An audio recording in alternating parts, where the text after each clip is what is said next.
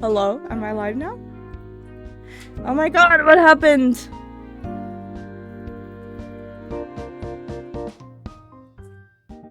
I'm back now. I don't know what just happened. The stream just stopped and now it's back on, I guess. That was weird. I don't know where it ended. I think I've just been talking to myself this whole time now. Oh my goodness, I'll wait for everybody to get back then, I guess. Let me try to find out where it ended.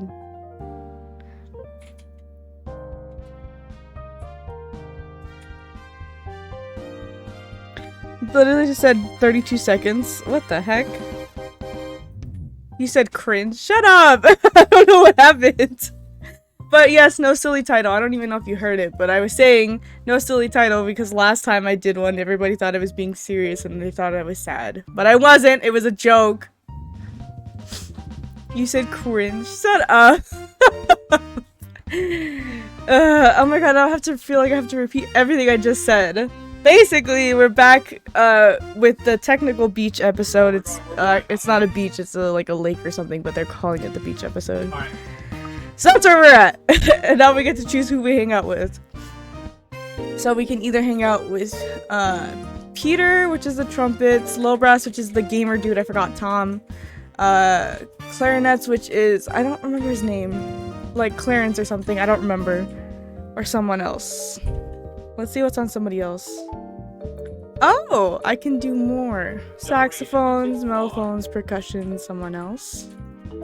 Color guard, flutes, someone else. Why not? Let's do. Should I do Peter after last time, or should I go back? Or should I go back to what's his face? Dang, how am I forgetting it already? Is it? No. Clark's the clarinet. And oh my god, I forgot the color guard dude's name. I don't remember his name. But he was the choice. I don't remember. You know what? Let's do trumpets. We haven't done that yet. Trumpets are all at the table eating together. They're very boisterous. Seems like they're having a lot of fun. You know what? I think I'll have seconds. I grab a slice of pie and head on over. Wendy, a trumpet freshman, is wearing a blindfold. She whimpers a bit and scrims in her seat. What is going on here? Oh no. Alright, here it comes. Peter sticks something into her open mouth. She chews and grimaces.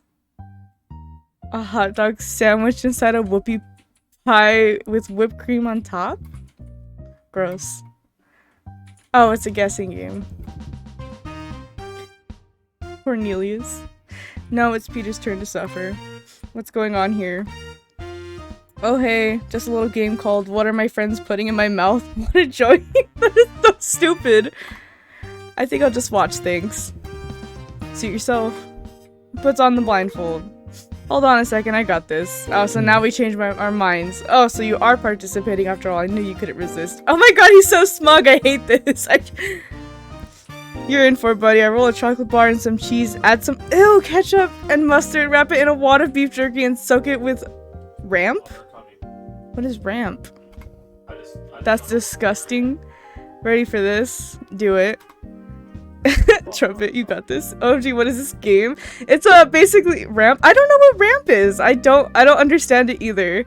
But basically it's a dating simulator. So you get options between these different dudes, and it's based off of band camp. So like they all play their own instruments and whatever, and it's during band camp over the summer. So that it's basically a cringy game.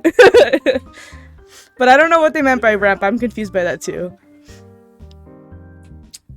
Okay, let's see. My hand nears his mouth, he grins. It's like we're on one of those couples. It's like we're one of those couples that always has to feed each other. Ew! This guy is so cringe, I hate it. He's so smug. You're not going to be grinning for long. In the most unromantic way possible, I smashed the concoction into his mouth, smearing some of his lips. In the process, he instantly recoils. This is disgusting. Tell us what it is. It's puke, that's what it is. Someone give me a water, you're up next. You didn't even try guessing. Can't wait. Rips the blindfold off and ties it on me. Self-voicing enabled. My whole self-voicing disabled. I hate that. Ugh, that sound.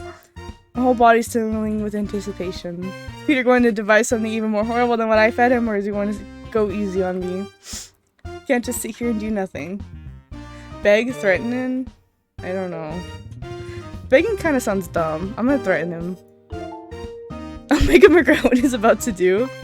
If you try to feed me something nasty, I will rip out your tongue and feed it to you between 2 slices of bread. Jeez. Wow, you really have a way with words, don't you? I'm serious, and after your after you crab out your tongue sandwich, I'll feed it to you again and again. It'll be an endless cycle of crab tongue sandwiches for you. You said good choice, right? Always gotta threaten. Never go easy on him. Jesus, just sit there quietly and wait your turn. This is going to take a while. Jeez, what are they making? Sit here for at least 5 minutes. Route with anticipation. Jeez, 5 minutes. Strain my ears in the hopes that I can get a clue what they'll be feeding me, but for once the trumpets are completely silent. Oh man, this is gonna be one horrible tasting food item. Another minute passes by. Why is it taking so long? Then like a sledgehammer it hits me, I rip off the blindfold. The trumpets are gone, they left me sitting alone at a table wearing the blindfold! Oh my god, that's dumb. Peter. Oh my god. You can hear snickering in the distance, the unmistakable sound of his laughter. I jump to my feet, throwing down the blindfold and run towards the sound. Said LMAO. You're not getting away with this. At least I didn't have to eat anything terrible. Yeah, that's true. That would have been unfortunate. That's how it ends? Oh my god, the party's over way too fast. That's okay, I'm looking forward to going home. I pack up some of my stuff into the backpack and head over for the buses. Wait a minute, is this not a beach episode? Was I misinformed? Buses are supposed to depart at 4:30. There are 5 minutes to go, but no one is boarded yet. Instead, everyone is gathered outside the doors. Time to leave. Time. Don't be so sure about that. What's going on? The buses stopped working. Yep. Apparently both buses are inoperable. Also, the bus drivers aren't here. What? This is also sketchy. Everything's been so sketchy from the start. First, the other teachers apparently aren't here, and now the buses aren't working. To my surprise, Mr. Wiley steps out of the first bus. He's twirling a key around his finger. That's strange. I can't get it started, and the other one is still out of commission too. Engine troubles. That's what it looks like. I tried calling for a repairman, but they've all gone home for the weekend. The bus drivers are all MIA too. That's weird. There's not a single repairman working on the weekend. Not cool, I want to go home. No bus drivers, you don't think the zombie apocalypse has happened while we're at band camp? Oh my god, this guy. He's such a dork. Let's not jump to hasty conclusions, Tom. Maybe we can call our parents to come pick us up. No, everybody calm yourselves. I'm gonna make a few calls. You'll get to go home, but you might have to wait until tomorrow morning. I'll let your parents know. Suspicious. You said try to beg Felicity hello? Oh, that's funny. Yeah, she's cute. She's cute. What a bummer, everyone seems disappointed. Pop chart. Yay, we get to stay at camp another night. Well, maybe not everyone. So glad I brought my video games. You know what? Since we're stuck here, we might as well have some more fun. Yo.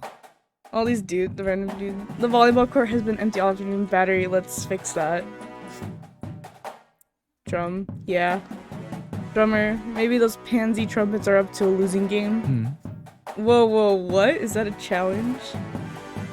Not a challenge, just a friendly request for a game of volleyball. I like the sound of that. Okay. Well, I accept. Give us half an hour to gather our forces and we'll meet you in battle. It's awesome! Doug, this is gonna be awesome. Doug is the himbo, by the way. The promise of competition seems to lift everyone's spirit off the ground. Everyone moves off until I'm the last one standing with Mr. Wiley. Seems like we've had a lot of bad luck this week. Hope things start to look up for us soon. Oh, I'm sure they will. It's good to see Mr. Wiley trying to be more optimistic. I give him a parting wave to catch up with Susie. Susie's the best friend, by the way, as well. Sucks we can't go home until tomorrow, but I'm kind of glad the party was extended. Nighttime parties are so much more fun than the daytime ones, of course. That's true. All sorts of things can happen after the sun goes down. I swear, last time they were talking about, like, some kind of lake party. I'm like, or unless that lake party is at the end. That's kind of dumb. I was all excited. I even named the stream after it. That's kind of disappointing. Exactly. Oh my god. I'm a little tired and I feel like I need a break for a while, but at the same time, I don't want to miss out on anything fun. What do you want to do? I don't know. What do you want to do? I hate that. Indecisive people. Because I am one. I don't know. Oh my god, this is going to be a back and forth, isn't it? Oh my god. I don't know. What do you want to do? Dang it, Susie. Well, someone has to make a decision and end this. Me? Yeah. I've decided. Let's head back to the lodge and rest a while so we have more energy for the party. Good plan. I got in the middle of a water balloon fight and my clothes are all still damp so I could use a shower. On the way there, we pass Pop-Tart who gives me a little wave and Clark who ignores me altogether. Aww. That was random. Still can't believe we're stuck here for another night. I missed my own bed. Me too, but our band is a fun group. I'm sure we'll all find a way to salvage this. Yeah, you're right. Anyways, I'm gonna hop in the shower. Wait, why did? Oh, Okay. I was like, what? I think I'll take a brief nap and listen to some music. Ready? Let's get back to the party. Yep, let's head out. Sun goes down, but my spirits are rising. This is gonna be a memorable night. I can feel it. I'm almost glad we had this time together. Hey, the pavilion's all lit up and I hear music. Wanna go dance? Yes, let's dance. Actually, I'm hungry. I'll get some more food. No, I'm in the mood for some sports. No, I'm gonna say yeah, let's dance. Let's do that. That sounds fun. Let's dance. Oh, this is cool. The music that's playing.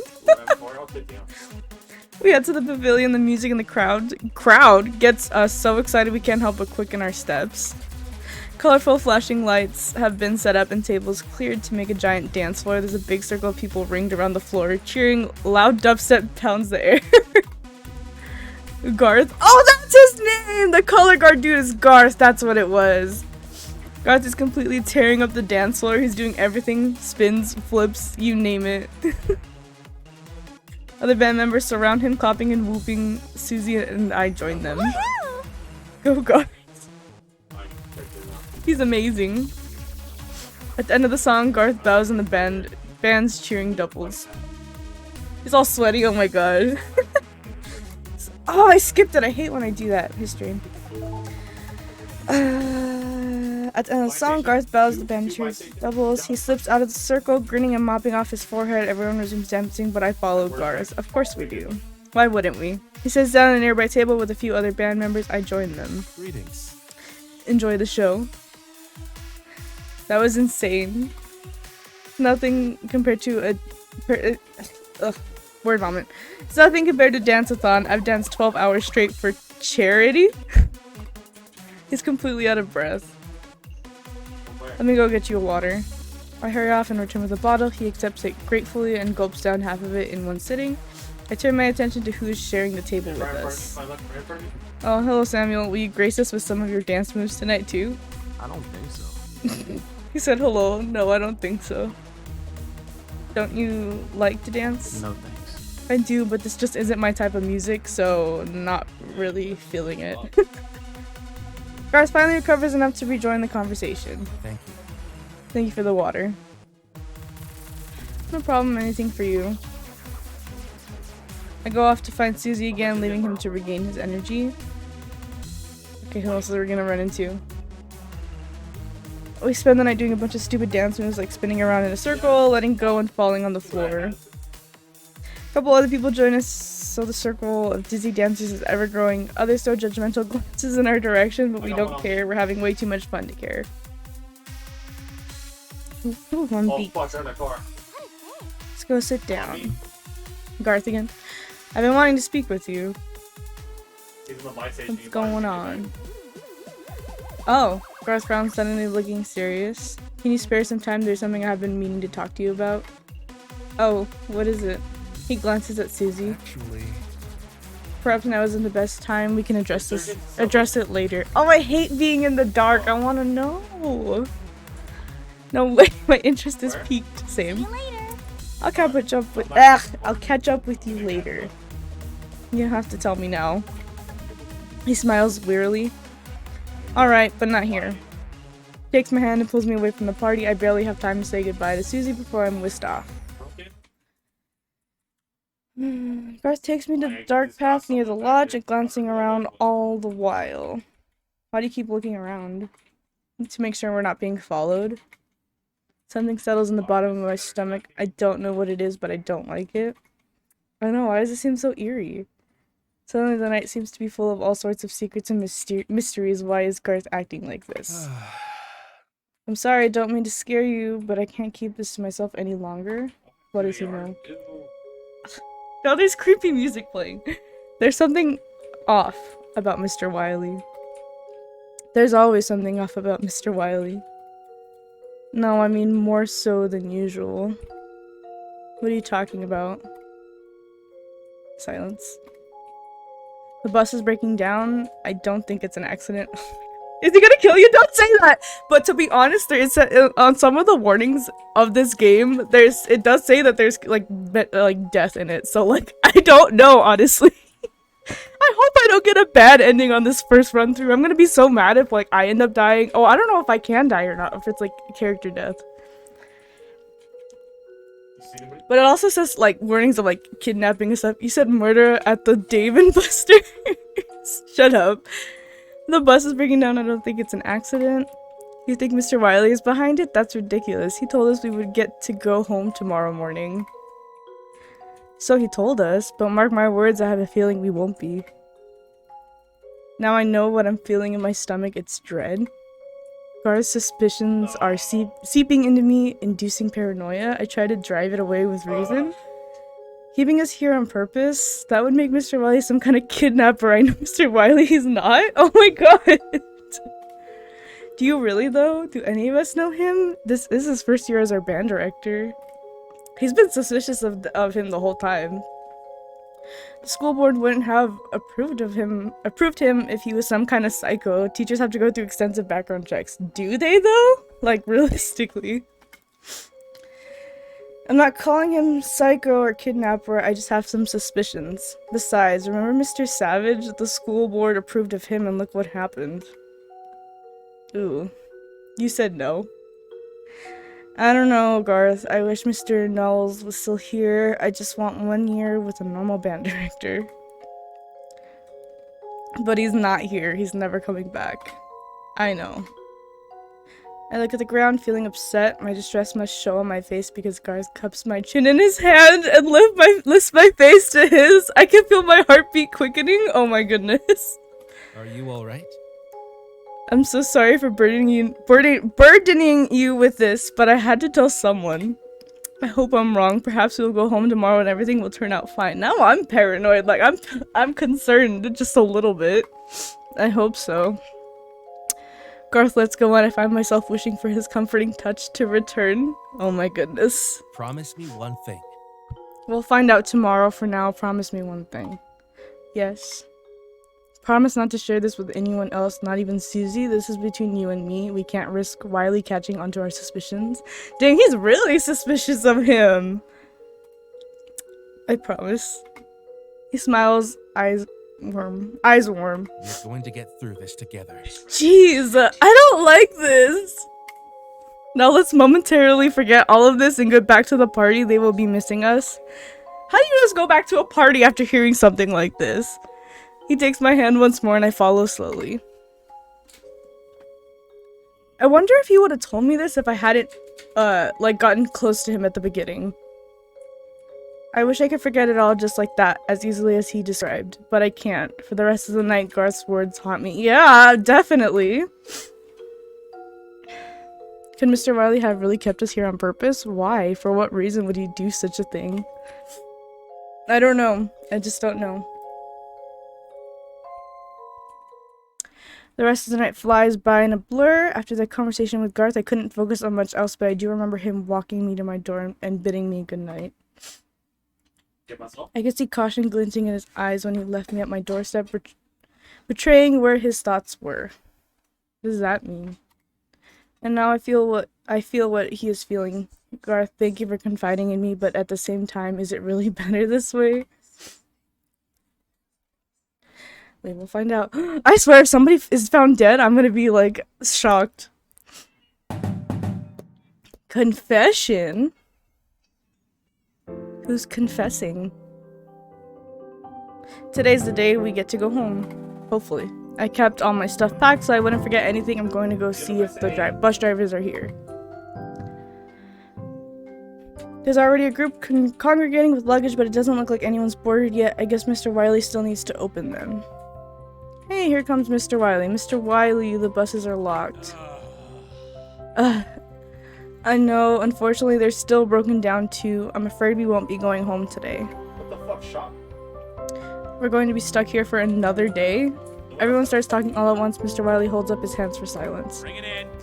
Now I know things are a little more hectic right now, but don't worry, I've contacted your parents and they're aware you'll be staying a little longer. Everything's all cleared up. So he did? Maybe now that there's service I can call my mom. But don't you worry your little heads. Amidst all of this bus turmoil, I have good news for you. Oh? Get over my dead body. I'll be damned, excuse me. I'll be darned if I'm going to let a perfectly good day for band camp go to waste. You know what they say, when life gives you lemons, make lemonade. And when those lemons are broken down, band buses, well, how often do we all end up stuck in the middle of nowhere with our instruments? Oh my god. Mr. Wiley. Hold on. You're saying we're still holding practice? Bingo. Eat a hearty breakfast if you haven't already and meet at the field in 1 hour. Oh my god, that's such a dark expression! Oh my gosh, Garth is right. We're not going home after all. Well, no choice but to go eat breakfast. I helped myself to a breakfast burrito and a tall glass of lemonade. Oh, how ironic. It's about Garth eating with Sabrina and a few other members of the guard. I'll join them. This girl's pretty too. She's cute. Hello. Hi. Morning, Scarlet. Ready to go home. Spore and ready to go home. Too bad we're stuck here. What? How did she not know? Actually... She's right. The buses are still broken down. We're not going anywhere. Really? Since when? Where was I for this? Sleeping? Anyways, I cannot understand why Mr. Wiley didn't call a repairman after we barely managed to make it here on Monday. And where is the old man who drove us here? I figured we were all going to pile into one working bus and Mr. Wiley was going to drive us home. That would be hilarious. How about no? That would be a disaster. It isn't long until Susie joins us, followed by Felicity, who slams her tray down onto the table in a dramatic fashion. Oh my god. God, shit the fuck. Her voice. Seriously, he didn't even text me this morning. I'm literally freaking out. Who's she talking about? Who are you talking about? Duh. Peter, duh. Suspicious. Peter texts you every morning? Aww. Wow, you must be so in love. It's funny. Susie. Oh, stop it. You're embarrassing me. How did you two get together again? Oh my god, we're gonna go into this story. It was at the end of school last year, the night of our spring band concert. He gave me flowers and he said he wouldn't be satisfied unless he took, like, the prettiest girl in the band to the junior prom. It was so sweet and romantic. Oh, prom. Are we talking about the same Peter? I can't see him doing that. Then again, what do I know? Before practice starts, I should call my mom and let her know what's going on. She might be worried about me, but the signal is practically non-existent. Try anyways. I think it's ringing. Did she pick up? Are you there? There's nothing but static. Can you hear me? I can't hear you. Hello. I think I can hear a woman's voice respond, but it's muted and impossible to make out through the static. If you're there, I just want you to know that I'm fine and I'll see you soon. I love you. Nothing. I guess there was really no point in calling. Ooh, suspicious. And thus begins Saturday morning practice, a practice nobody asked for. Everyone is groaning and grumpy. Conversation is limited because everyone is snapping at one another, taking their frustrations out on their friends. They can't help it. They wanted to go home. Now they're stuck working on a Saturday. I mean, this isn't technically work, but I get it. And so we stretch in silence until So Laura's not Hold safe. it. Someone's watching. Trombones minus Tom, who is sick. I need to speak with you. Tom is sick. I'm going to Tom, the trombones do as he says, and a moment later, I don't know why he bothered gathering them because he's screaming at the top of his lungs. I would solve it. I would Jeez. solve it. Ah! I'm the band director. You listen to what I say. When I say stand on your head, you stand on your head. When I have a sectional during the first week of band camp. Technically, the first week isn't over. Bonehead. Named him Bonehead. And you're lucky it isn't. If the buses weren't shot, I'd be twice as angry. But why can't we still hear it? I don't think that's possible. Shh, Susie. Why can't we still hear the same people, bro? What the fuck is going on? Excuse the background noise. They're just watching. You better have a sectional today, and just so you don't forget about it, give me 3 laps around the field. You can think long and hard about your commitments. Jeez. Murphy, you have a spectator account on me? Trombones do as he says, looking downcast. Honestly, they have no one to blame but themselves, but 3 laps on a hot Saturday morning still seems a little rough. Tom picked a good day to get sick. Is that medicinal? Yeah. So, that's suspicious, because Tom and Peter are roommates. So Tom is sick and Peter didn't text Felicity. That's really suspicious. After that, the basic session is intense. Mr. Wiley pushes and pushes and only stops after the freshman sousaphone drops his instrument. Then, instead of giving us a water break, he sends us straight into relearning the ballad drill, which is like the second song in the show. It's finally done, and there are no mistakes this time. Woohoo! He looks worn out. Oh, so Peter is here. Glad to know he won't be getting sued after surprising the audience with a gigantic dick. Oh, yeah. I forgot that a piece in the show that one of the shapes that like they made was a penis. He laughs. Disgusting. Watch your profanity. It's so hot out. I stand in the near non-existent shade of the lift and watch the band shuffle about looking for their sets. I can't stay here. I'm going to walk around. Seems the drums have been shoved backfield, out of sight, out of mind. Not far off, the trumpets are learning some kind of strange couple's dance. I can practically hear Peter rolling his eyes. Hardly anyone is talking, save for Olive snapping at Pop-Tart and Clark's usual lecturing. I don't have it in me to tell them to shut up today. They should know better. That's okay. The hot sun is beating down. What time is it? I'm so thirsty. I haven't been working nearly as hard as everyone else. They might be getting dehydrated. Mr. Wiley? What can I do you for, Scarlett? Ugh, that sounds wrong. Made me sound like one of those troopers from Virginia. I'm never saying that again. Where is he getting all of this energy? Sir, I think the band needs a break. It's been hours and they aren't looking so good. Possible. Nonsense, we just had a break? It's the same dude. What break? Where was I for this? Seems the heat is not only getting to my head. They need water. Some of them look like they're going to collapse. You might be right. Their performance is getting a little lackluster too. I am right. He goes to the center of the field. Bring it in. Okay, kiddos, time for a nice long 15-minute water break. Sorry I forgot about it. You're doing such a great job. It completely slipped my mind. Yeah, slipped the mind. Is he bipolar or something? Yeah, that's some genre. Oh, well, I'm not complaining. I'm glad he listened to what I had to say. On me. I head over to the area where the guard is practicing, and Garth sees the entire band is on break. He dismisses the girls and comes over to see me. He looks tired. Greetings. Hey, Garth, what's on your mind? How do you see? Actually, A great number of things. Okay, well, you know you can tell me anything, right? Your wife His is expression softens. indeed. Of course, I know that. I do trust you, and that's why I believe that you should know what I am planning. Oh no, what is he planning? You're planning something? He glances around wildly. Shh, let's step over here, shall we? Behind the porta potties, gross. To begin, I want to throw some kind of social event tonight, since we'll have plenty of downtime on our hands. However, I am having trouble coming up with an idea. Can you help me? Man auction, fun run, or beach party? We're doing beach party because I'm not gonna make this stream title a lie. Fuck, there's a team up here too. Man auction, that's funny. Fun run, no. Fun run would be a horrible idea. It has to be beach party. Good old water. A beach party. There can be food, volleyball, swimming, dancing. We just had one yesterday. Oh, it was a beach party! So we did? Oh, yeah, we did. What can I say? Short-term memory loss.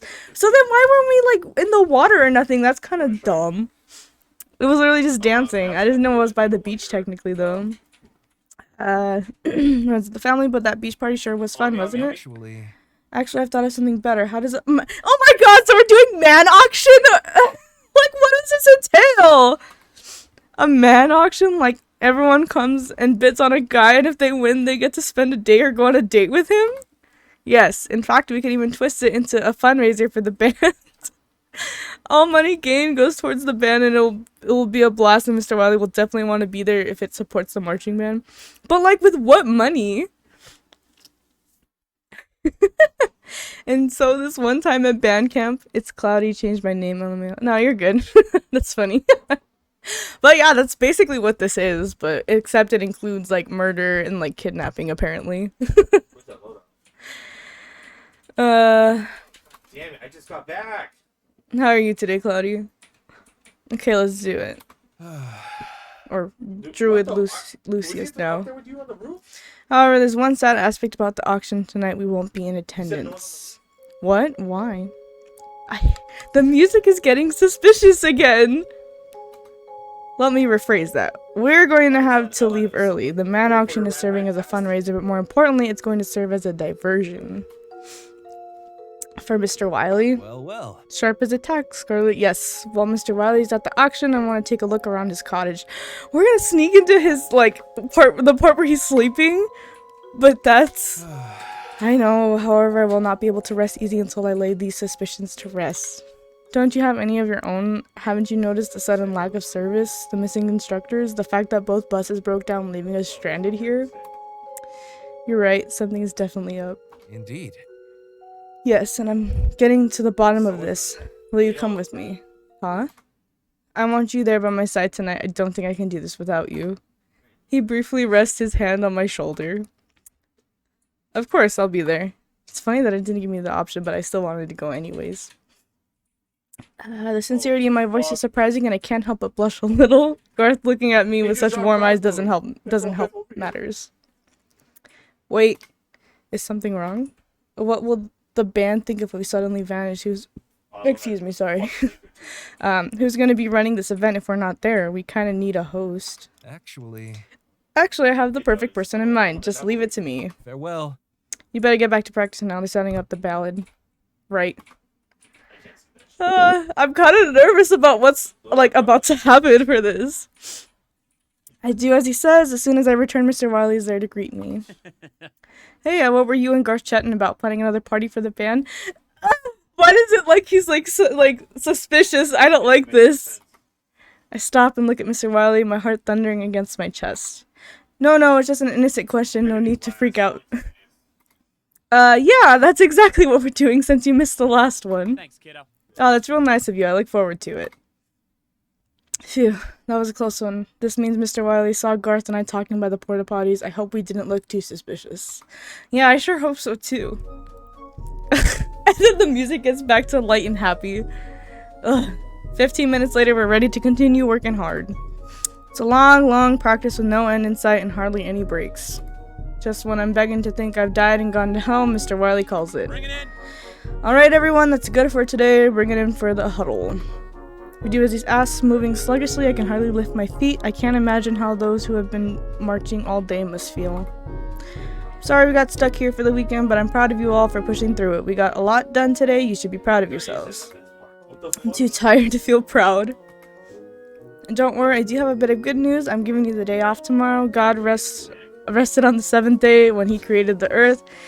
And so too shall you when creating this marching band show. Have a good one. Moves off, thankfully not making us go to the ready. Remind me how this is good news. We were supposed to have tomorrow off anyways. Yeah. I'm too tired to complain or feel grateful for anything. I just want to collapse into bed, but before that, I need to get something in my stomach. Don't know if this counts as lunch or dinner at this point, but I'm starving, so I fill up my plate with everything the buffet has to offer. Tom! Hiya. Oh, he's not sick anymore. Hey. He waves from the table he shares with Peter and Samuel. I approached him with a smile. I heard you were sick. Glad to see you're feeling better. What a surprise. Yeah, I seemed to bounce back right after practice ended. How about that? Right? Hey. Hey, I know what you're implying. I pause and look around the cafeteria. Why don't you join us? Oh, come on. Yeah, sit down and stay a while. Thanks for the offer, but do you guys see Susie anywhere? She's right here. Oh, right there. Points past me, I turn to see Garth and Susie standing at the center of the cafeteria. Bonjour. May I have your attention, please? Oh my god, he's gonna have Susie host it, of course. Nice, look at all the cats. It's a cute emoji.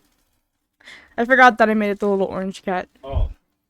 Everyone quiets down and looks at the two of them curiously. Tonight, the band will be holding a fundraiser in the form of, drumroll please. Actually had him make it be a drum roll. A mad auction hosted by the lovely Susie.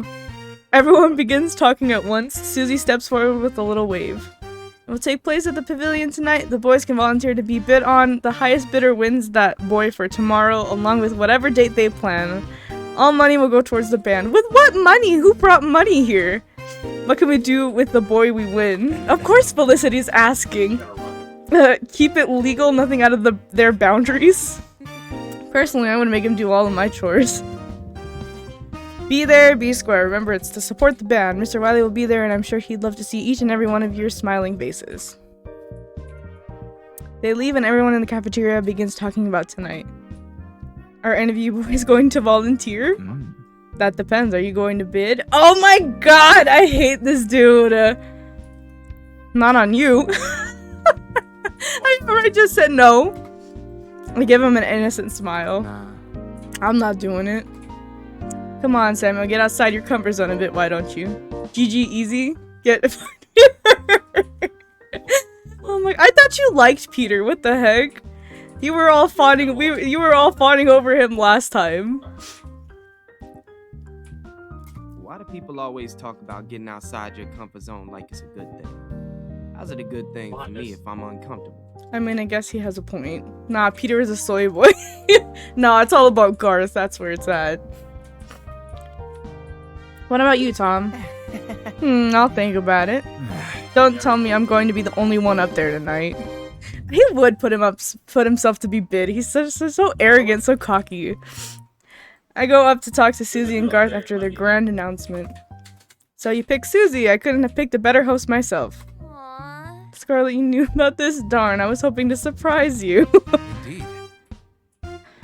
Yep, Scarlett helped me come up with this idea. I trust you two ladies will help me prepare the pavilion for the upcoming event.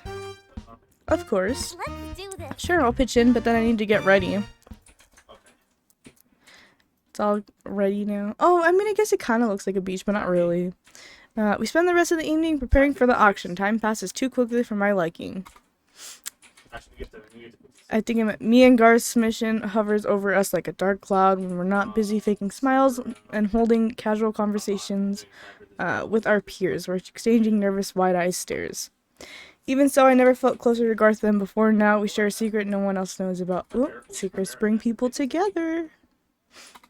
Or brings them to death. Garth. Yes.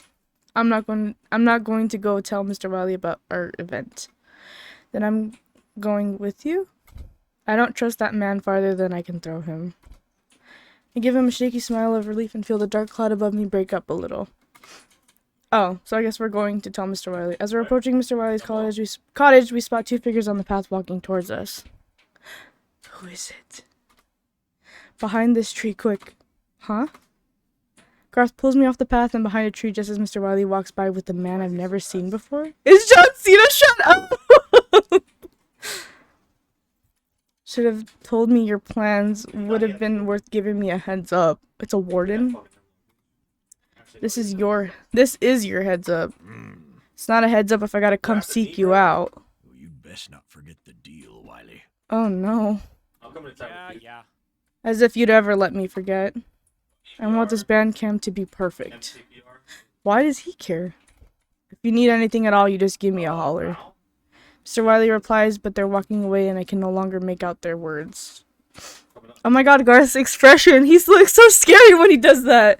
Just when I think this man can't get any shadier. What do you think that was about? I don't know, but we had better do what we came here for. I nod, unable to resist from wondering about what deal they were talking about, but determined to focus on the task at hand. By the time we catch up to Mr. Wiley, the old man has vanished. Oh, hey, there you are. Mr. Wiley. Hey, kiddos, what's up? Garth, Susie, and I organized a fun little something for this evening and wanted to know if you would be in attendance. I held my breath praying he'll say yes. Oh, so this is the party you were talking about. Of course I'll be there. What's the fun little something? A man auction. A man auction. It's for good cause. All the money raised will go towards the band. That definitely makes me happy, but this auction isn't going to result in any funny business now, is it? I mean, he has a right to question that. Band kids, of course. Of course not. It's rated PG. Gotta be clear. Ish. Alright, I'm in. This'll be a good time. Ooh, mission accomplished. Mr. Wiley is being so nice right now that I can't help but doubt Garth's line of thinking. Then I remember the suspicious circumstances that trapped us here. We tell Mr. Wiley what time the auction is tonight and go on our way. I hope he'll get there on time. I feel bad about tricking him. I don't. We have to do this, man. He's so suspicious of this man. But he is suspicious. You're a pretty good actor, by the way. Just pretty good? The stupid tongue. I'll consider it as practice for the spring musical. I heard we're doing The Music Man, so I need to get a head start on being a con artist. Oh my god! Does that mean he could be lying to us? Oh, I hate, this is why I can't play games like this, because I ask too many questions and I suspect everything. Garth is evil. Don't say that! Garth is my pick. He can't be evil. Excellent. Now let's head back and make sure we stay out of trouble. What if Garth and Mr. Wiley are working together? That would be the true twist. He's actually the Zodiac Killer. Shut up! The Zodiac Killer. Oh my god. Excellent. Now let's head back and make sure we stay out of trouble. Trouble with a capital T that rhymes with P. That stands for pavilion. That was a stupid rhyme.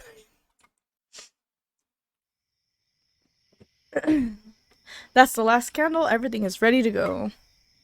Great timing. People are already arriving. Bonjour. I hate when he says that.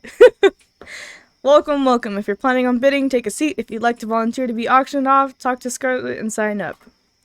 Gives me a clipboard and a sheet of paper and leaves to help people find their seats. We're signing up. Samuel?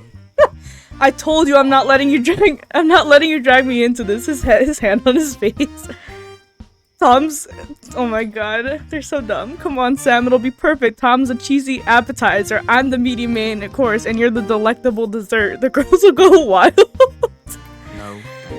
He even has a sparkle on his face. This guy is so full of himself. No. He leaves. Aw, he's no fun. I'm starving. Now I'm hungry. Hey, I'm signing up too. What am I, Peter?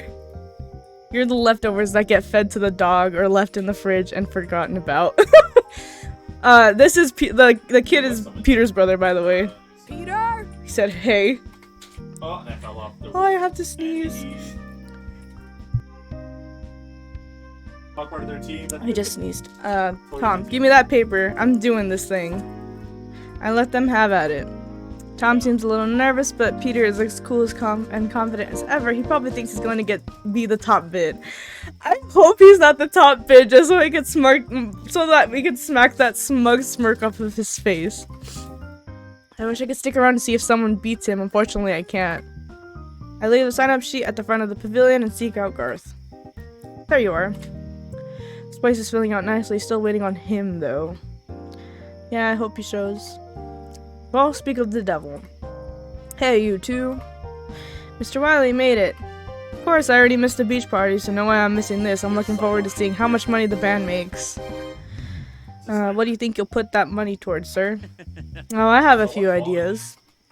Wherever they are, he doesn't expound with a flourish. Garth points him in the direction of the chairs we set up.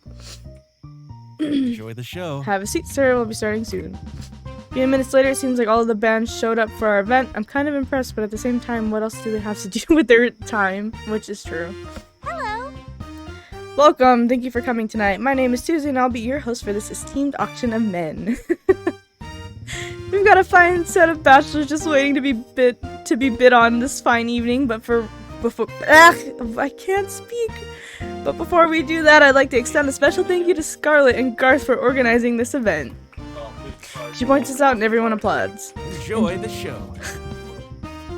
And also Mr. Wiley for putting up with us. More applause. Mr. Wiley actually gets up and waves. He seems to be in a good mood.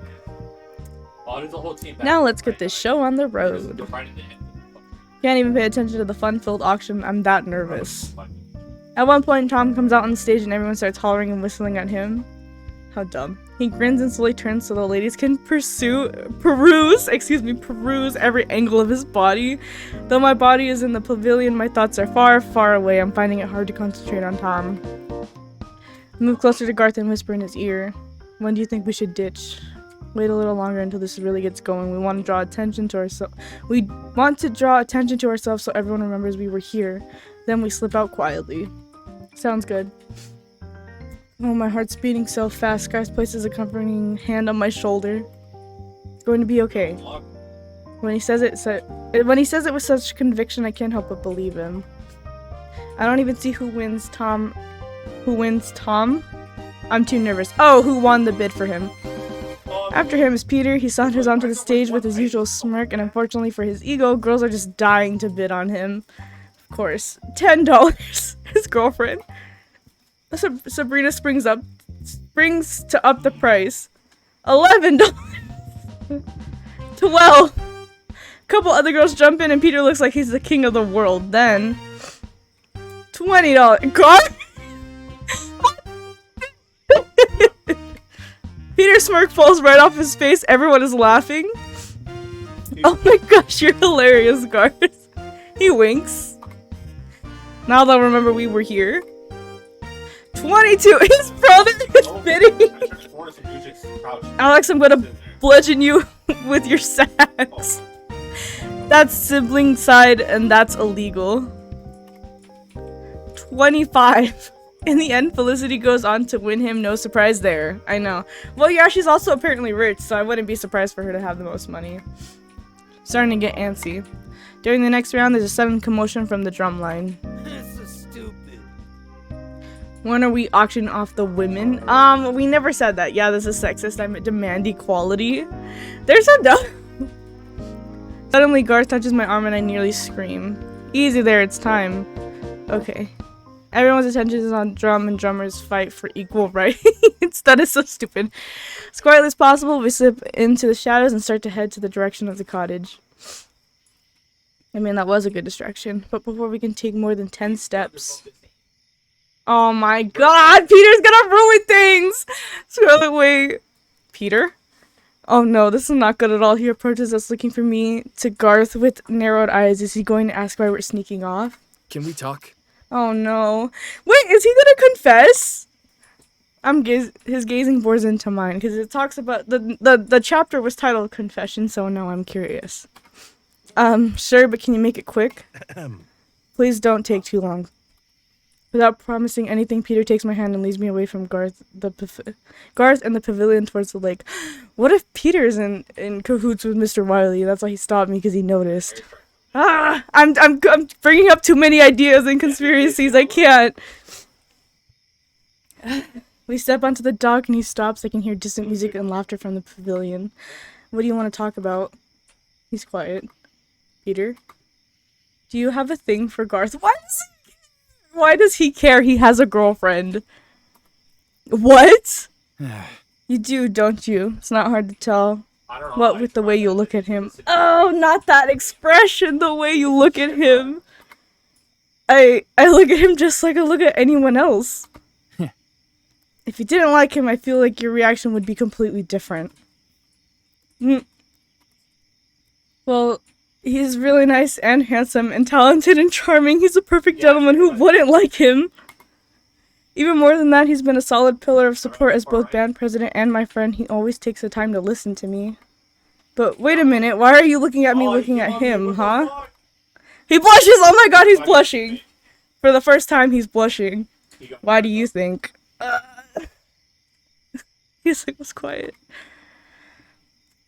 Oh my god! He said, Scarlet, Garth isn't into you. 6. Forget about him and go out with me instead. Oh my god! I hate this interception. I can't. Why are you telling me this? Because if you chase after Garth, you're only going to find a heartbreak, and I don't want to see you get hurt. But you're dating somebody! I'm the one who likes you. His golden eyes burn into mine, sincere, intense. I avert my gaze, looking at the lake, a breeze blows, rippling its surface and distorting the reflection of the moon there. Why is it making me choose? I hate decisions! Well, to be fair, I'm 100% gonna go with Garth, but if I ever play this a second time, Peter would be my second pick. He had me at the beginning, but then he started acting like a jerk at one point, and I did not appreciate that. But, like, this gesture, man, it's a grand gesture, and I hate it. I hate these situations.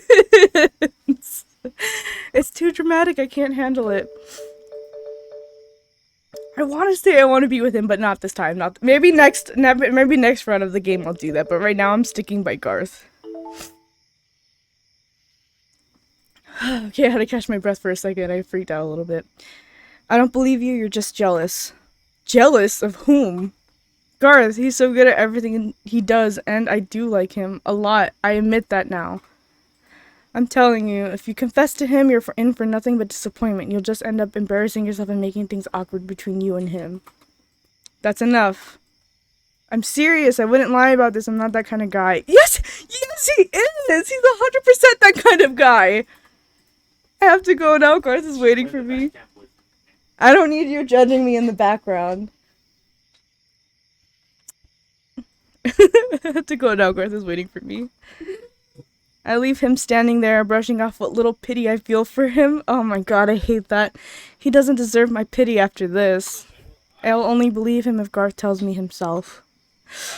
Oh, that was a hard blow! I hate having to reject people. I find Garth waiting where we left him. He lets out a sigh of relief upon seeing me. Thank goodness, I thought Peter was going to steal you away. I attempt to smile, but for some reason it's a bit shaky. Just one look at Garth and my heart begins to beat faster. It's somewhat. Now I'm going to be more embarrassed since I've admitted my feelings for him. That jerk? I wouldn't let him steal me from you. I know, but he's extremely attractive. He casts spells with just one look. Let's go. There's no time to lose. I'm gonna mute for a second.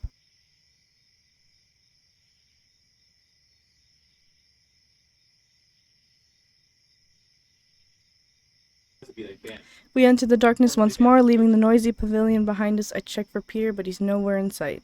Dang. Why? I feel like he's following us. Who does he think he is? Asking me out when he has a girlfriend? The nerve of him. Right? I have the girlfriend too! I mean, next time I have no problem being a man stealer, but that's because that's funny. But this time around, like, who does he think he is back there? Peter asked me out. I admitted it to him? Why would I admit that to him? Wait, what was the context? Says the nerve of him back there. Peter asked me out. Oh my god, I can't believe I told him that. He did? What did you say? Oh, of course he's curious. I turned him down. Well. Good for you. I hate that response. A few seconds passed by in silence. Should I tell him how I feel? My heart feels like it's all the way in my throat. Yes, I have to, or it will drive me crazy. I take a deep breath and swallow it. Here goes nothing. No way! I'm about to confess when we're doing something serious! Actually, I turned him down because I like somebody else. Garth stops. I stop too. I want to search his face for a reaction, but I can't bring myself to look. Instead, I observe my shoes like they've suddenly become really interesting. It's me, isn't it? Oh God, he knew! How did you... Scarlet. Oh my god, I knew it! I had a feeling he literally looks like... like, I didn't want to judge, but like, come on. Like, he looks like it, but I hate this. Dang, I got turned down. He said I'm gay. Oh, I never realized you never mentioned it. Well, you don't necessarily parade around shouting about how much you like men, so why would I? Oh my god. I know he's trying to make a joke, but I just continue to stare at my feet feeling wretched. Oh my god, I'm sorry.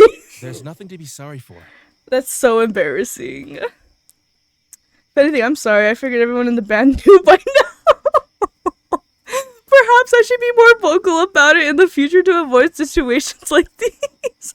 I mean, he doesn't have to. It's not his fault. Self-voicing Oh, I hate when I self-voicing do that. disabled. I cringe a little bit wishing I had known to save myself from the embarrassment.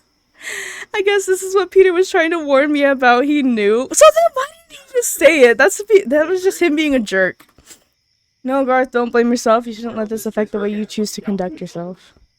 You have so many positive qualities. As we worked together, it was more... Wait, hold on. I'm confused now. He knew. Oh, no, yeah, that was me that said it. You have so many positive qualities. As we worked together, it was impossible not to admire you and eventually fall for you. He's not gay. He's the Zodiac Killer. Shut up! Yeah. I smile bitterly. Thank you. Thank you. You have a lot of positive qualities, too. I hate that comment. I have a great deal of trust and respect for you, which is why I wanted you to be by my side tonight. I appreciate it. Still, there's a lot I could learn from you. You're a natural leader and you're not afraid to be yourself. I've always been myself. My sexuality is just one aspect of me. I love to swim and play bassoon and serve my peers by leading them. Man, this man is a man of, like, a jack of all trades. Like, he does so much. I take school seriously and aim to be valedictorian in my graduating class. I love pizza and I hate that I love pizza, so I tell people French cuisine is my favorite food to seem more cultured. I'm not just that gay guard guy. I'm Garth Dubois, I think is what it is. It's like a French name. I don't know. And there is more to me than meets the eye. Garth's eyes glint in the moonlight, brimming with spirit. For a moment, I forget the pain in my heart and stand there in awe of his sheer confidence in himself. I hate this because I had a feeling. I was like, this man looks gay. But, like, he was an option for a love interest. So I was like, oh, okay, so I guess he's not. I hate that this game tricked me.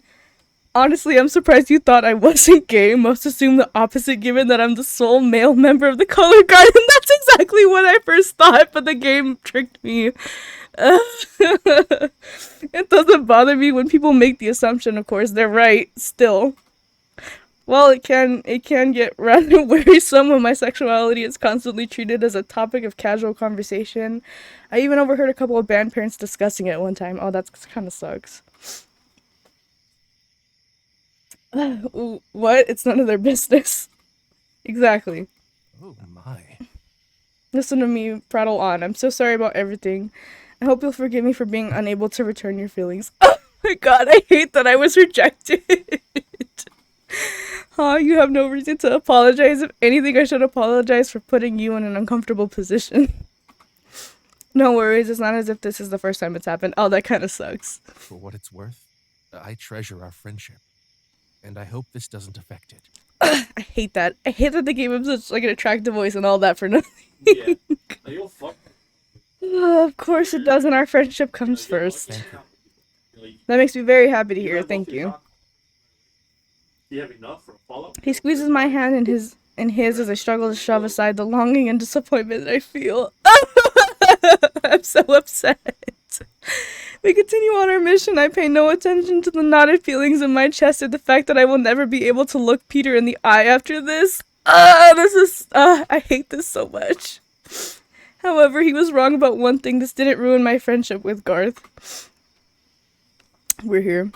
I hate how it went from, like, a total rejection on both fronts, like me rejecting Peter and then Garth rejecting me, and then now we just go serious like nothing had happened.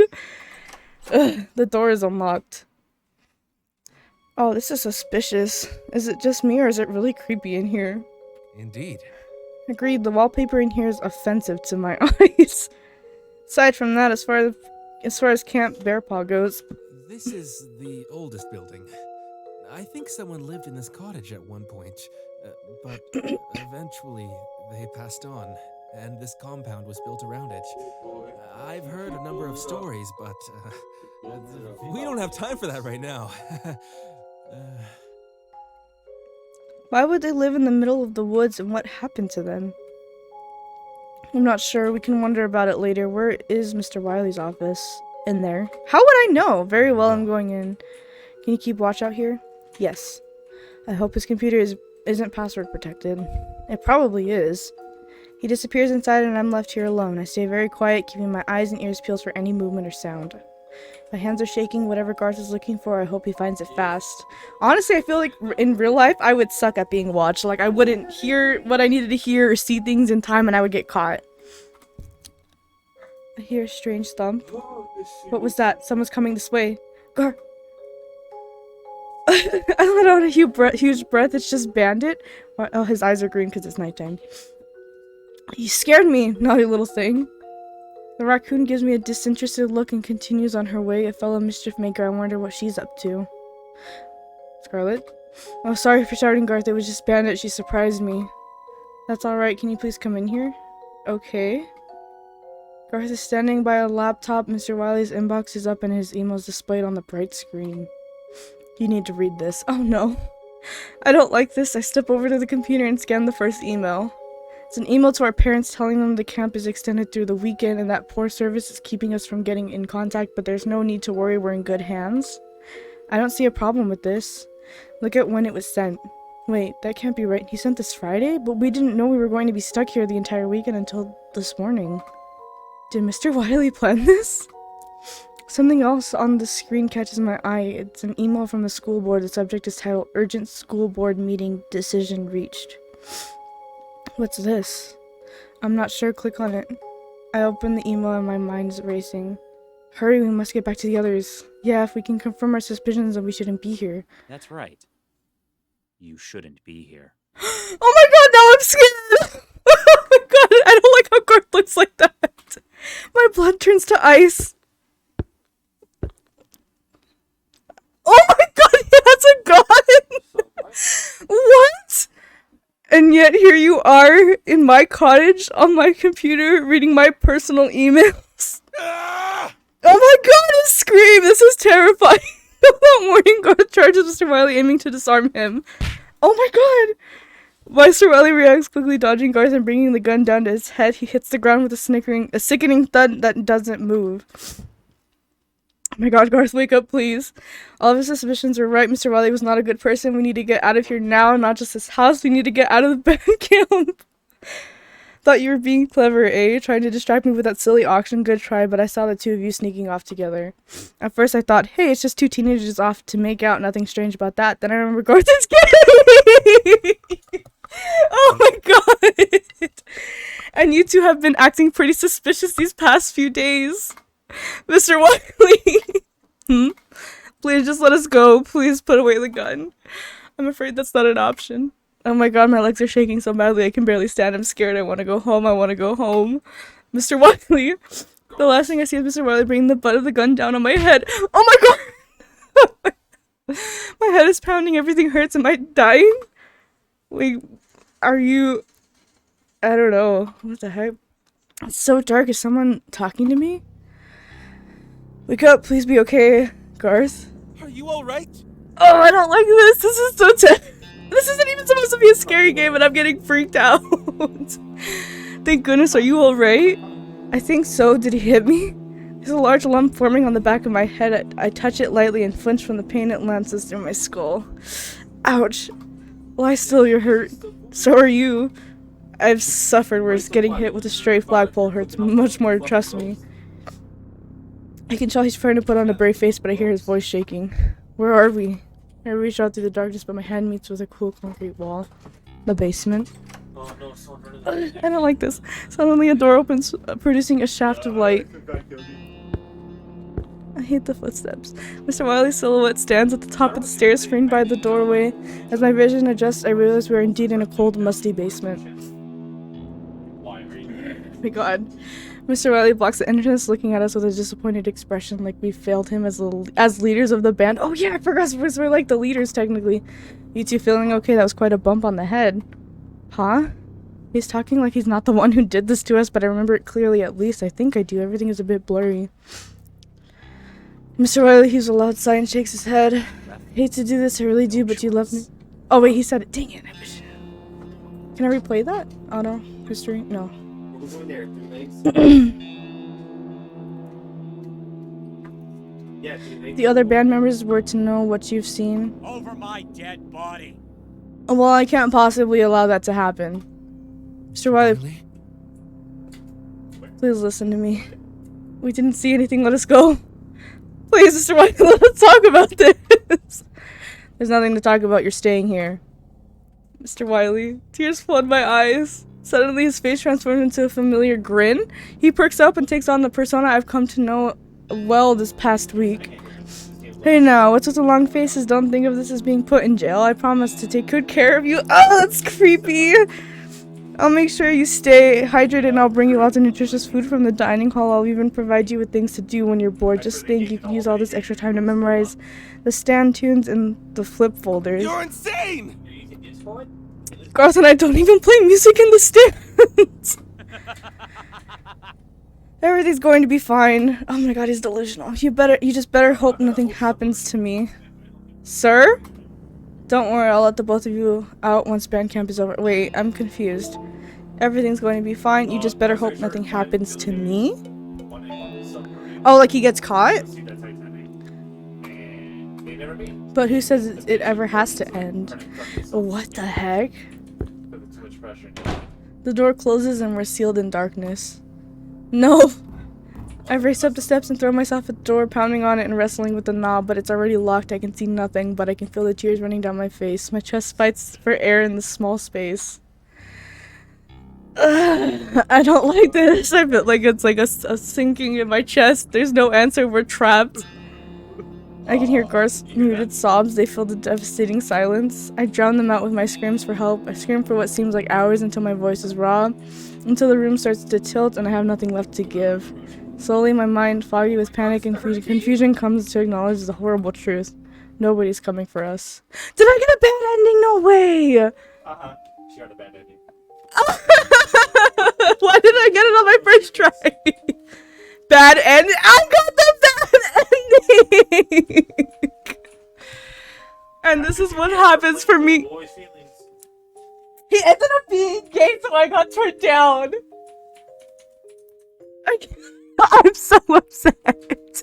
So if I did, so basically, does that mean that there's a good like pick and a bad pick? Because obviously, going for Garth is what led me to like the bad ending. Oh, I'm so upset. You've reached the end of this path. For now.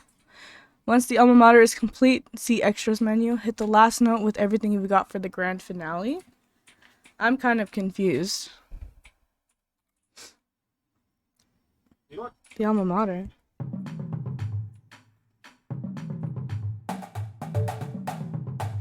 Does it mean extra? You want something? I should have picked Peter. It's got my second one. Is it or alma mater?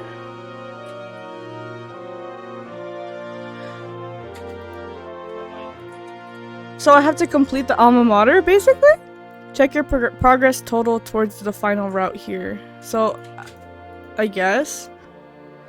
End list.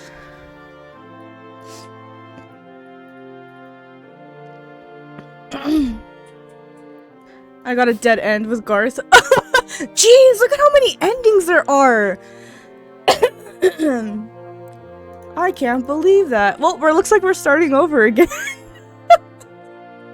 I can't believe that. I hate that so much. I hate that. Like, I'm really upset at the fact that I really got tricked by this game, man. Like, I legitimately thought, like, everybody was an option, but obviously that is not the case. Well, I guess we're starting over.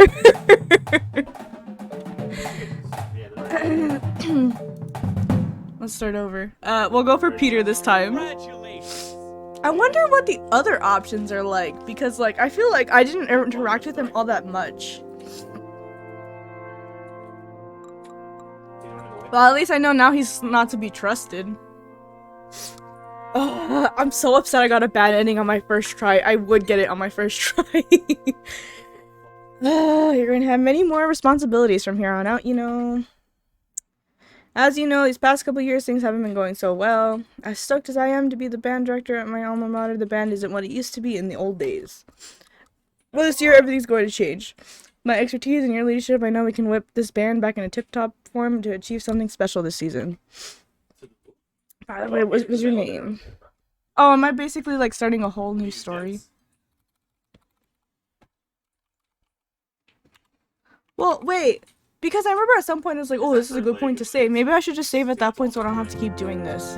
Well, no, because there's a first interaction with each character. I hate these games because I never know, like, how I'm supposed to play. Like, I guess I just keep starting over until I get a better ending. Because I don't know if, like, picking a specific thing at one point is just the best option to go. Pulling your leg. Of course I knew your name. I'm just gonna skip this because I already know what this is. It's just a great, introduction. Let's get into the actual story again. Don't worry, whatever this brand new year throws at us, I know we can handle it.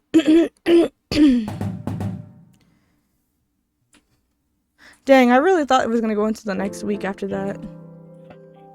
It's all bright and colorful. Ugh, I can't believe that. I'm still in shock right now. Always had band camp at the school. It's the first time we're hailing at a sports compound away from home. I went nuts with packing about my swimsuit for the lake, my A+ badminton game, and oh no, I forgot my instrument. Oh wait, I'm the drum major. Don't need my instrument. Ugh, I'm not as enthusiastic about this. Good, I have my phone. Hi, Mom. Hi, sweetie. Did you make it to Camp Bear Paw? Yep. We pulled our leftover water bottles together and managed to keep the bus engine from overheating until we got here. It felt like we were stuck in the woods for hours. Ooh, that's a relief.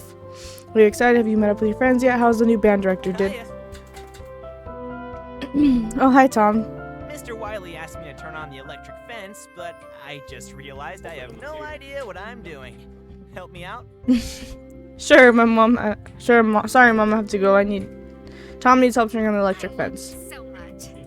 Love you too. See you. Follow me to the electric fence. You'll be a pro by the time I'm done with you. Pro at hitting a switch sounds complicated. I'll try not to get hurt. This is where you turn it on. This is where you turn me on. I forgot he made that dumb joke. Should I just flirt back this time? Maybe I should just keep flirting with them and see what happens. Was busy killing, but I saw you got the bad ending. GG, easy, get good. Yeah. Shut up! It's not my fault, okay? First I got rejected, and then I got the bad ending. This was just downhill from the start. I guess there's good picks and bad picks, and having Garth is just a bad pick. He literally was like, oh, I saw you and Garth sneak off, and I thought, oh, it's just two teenagers sneaking off, you know, just what teenagers do. And he's like, but then I remembered that Garth was gay. And then he was like, oh, so you guys were suspicious. And I was like, oh, it was so stupid. It's so stupid. Frustrating. I'm gonna flirt back. Why not? You know what? Who cares? Let's just go with it. We'll see what happens. No, this is where I turn you on. But that's what I just said. Sorry, I couldn't think of a clever response. Well, that was dumb, and I appreciate the effort. Turn my attention to the control panel by the fence.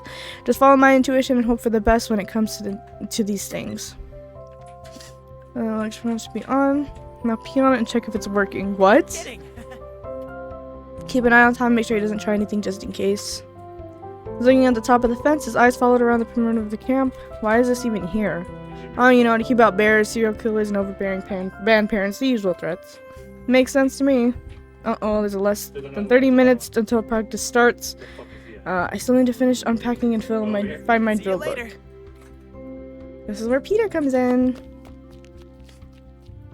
As I'm turning a corner, I run right into someone.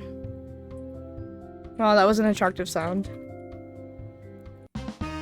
Peter. Oh my gosh. Hi! It's been so long. How are you? You should be more careful while you're walking. Peter and Felicity are a resident trumpet flute dating duo. Seems like every band has one. Try to sweep past the two of them, but Peter doesn't budge. I can't get around him. It's alright. Felicity seems like girls are always running into things when I'm around. Yeah, that's not going to fly, and I'm going to be late if he continues to hold me up like this.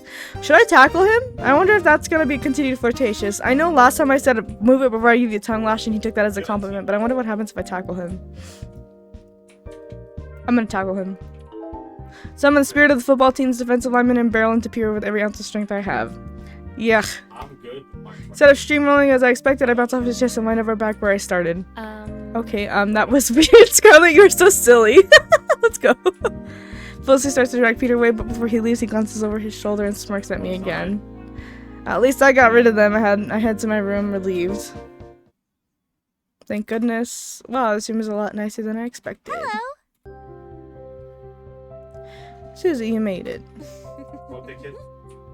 The one whose bus broke down. The two of us embrace. Susie's my best friend in the band. Despite the small stature, she wields a sousaphone like nobody's business. He's reviving.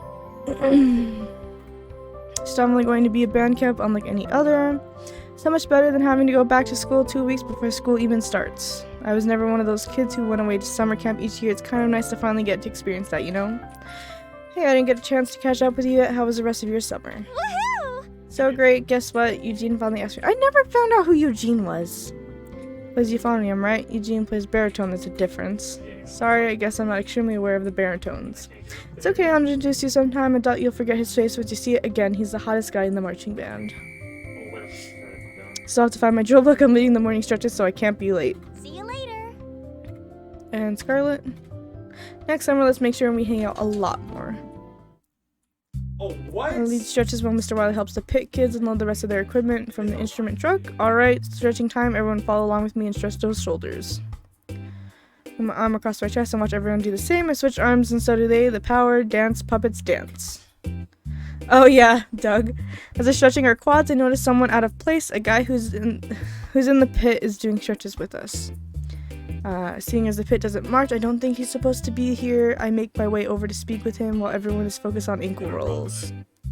Hey there, Doug? Hey! I got his name right. A small victory, but it feels oh so good.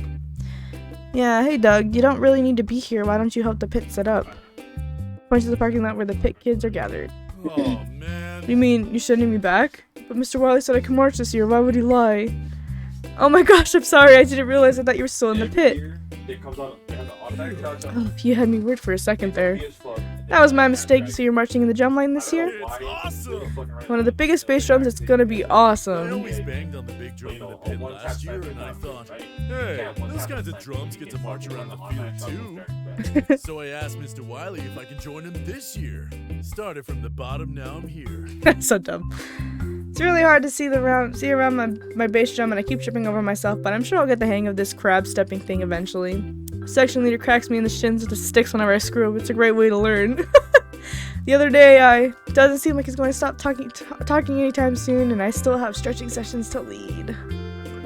I'm gonna do the same thing that I did last time and walk away without saying anything, because I don't want to be mean to him, and I don't want to wait patiently for him, because I want to be on good terms with my Mr. Wiley when I start things out. I turn and walk away without saying anything. Doug doesn't even seem to realize I left. He's still over there talking. Who is he even talking to, and is anyone listening? So how do you want to do this thing? Huh? Wiley asked me to run some warm-up drills for my drum corps. You care if I take over. Go for it. Get ready for some jumping jacks and arm circles. Well, Peter's warm-ups are intense. Everyone runs a lap around the field, now cutting corners. I'm not paying you to slack off. No one's getting paid. Now drop and give me 20. I embrace the burn. Great work, everyone. Let's listen up with an awkward massage train. Scarlet, care to help me demonstrate? I'm just gonna let's just do it. Let's just do it this time and see what happens. His hands clasped on my shoulders and begin massaging. Oh yeah, that's good. I don't know how much I needed this until now. Thanks for the massage. Everyone switch. Turns around and put my hands on his well-muscled shoulders. That's the spot. Ew, dig deep. Oh my gosh, Peter, calm down. Bring it in! Hey everybody, finish what you're doing and gather around the podium. Why are you kids touching each other? That's icky. Just rubbing out the cramps from all the hours of standing at attention. Finish up and let's start. Whenever Mr. Wiley puts us to work, I decided to give the band a pep talk. I'm a little nervous to address a group of 60 people, but I raise my voice and inject it with as much enthusiasm as it can contain. It's finally the first day of band camp. Today's one of those few days we'll be feeling completely fresh and energized to make sure to give it your all. Let me get the options. I feel like the music's kind of loud. There we go. Okay. I know we had a rough time this last couple years, but if we stay focused and work hard to improve, I know the Blue Mountain Bands can break a score of 90 at this year's championships. My words are followed by a round of cheering and applause. Mr. Riley beams at me proudly. Well said. But I don't just want you feeling fresh and energized today, I want that every day. So make sure you're all staying hydrated and get plenty of rest during our breaks. Yes, of course. You know what else? Times have been tough with the school having... Oh, I skipped again by accident. Have been tough with the school having to hire a new band director every year. Well, I'm happy to say it's finally found a permanent one. I'm here to stay, and I am going to do everything in my power to restore this band to its former glory. Let's go! The lowland troopers who follow us to every competition and humiliate us all the time, it's time they experience the bitter taste of defeat.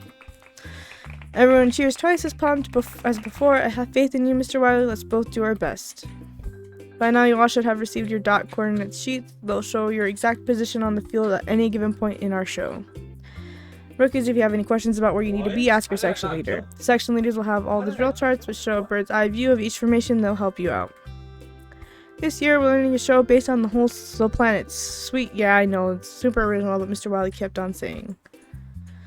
So I like hiring a professional to arrange an original show as much as the next guy. I also like money, but we have neither, so we're doing a show straight out of the public domain. Oh well, it's still going to be epic. Here, make sure every leader gets one. Mr. Wiley dumps a dozen drill packets into my arms for me to pass out to the section leaders. All at once, they descend upon me like vultures flocking around a fresh piece of roadkill. Drill charts practically fly out of my hands. The last person to approach me is the saxophone section leader. Hi Samuel, here you go. He takes his drill packet with a calm nod. Samuel's pretty good at keeping a low profile, even though I've been in band with him for 2 years. I've barely spoken to him. Well, seeing as I'm drum major and all, now would be a good time to start. Excited for the show? It's a little generic, but I'm sure it'll go over well with the judges. Yeah, how can you not love Gustav Holst? So what's your section like this year? Any rookies? Let's just say this is gonna be an interesting year. Interesting, you say? Silence. Should I say anything else? We'll have a good one. And then as quickly as he came, he's gone.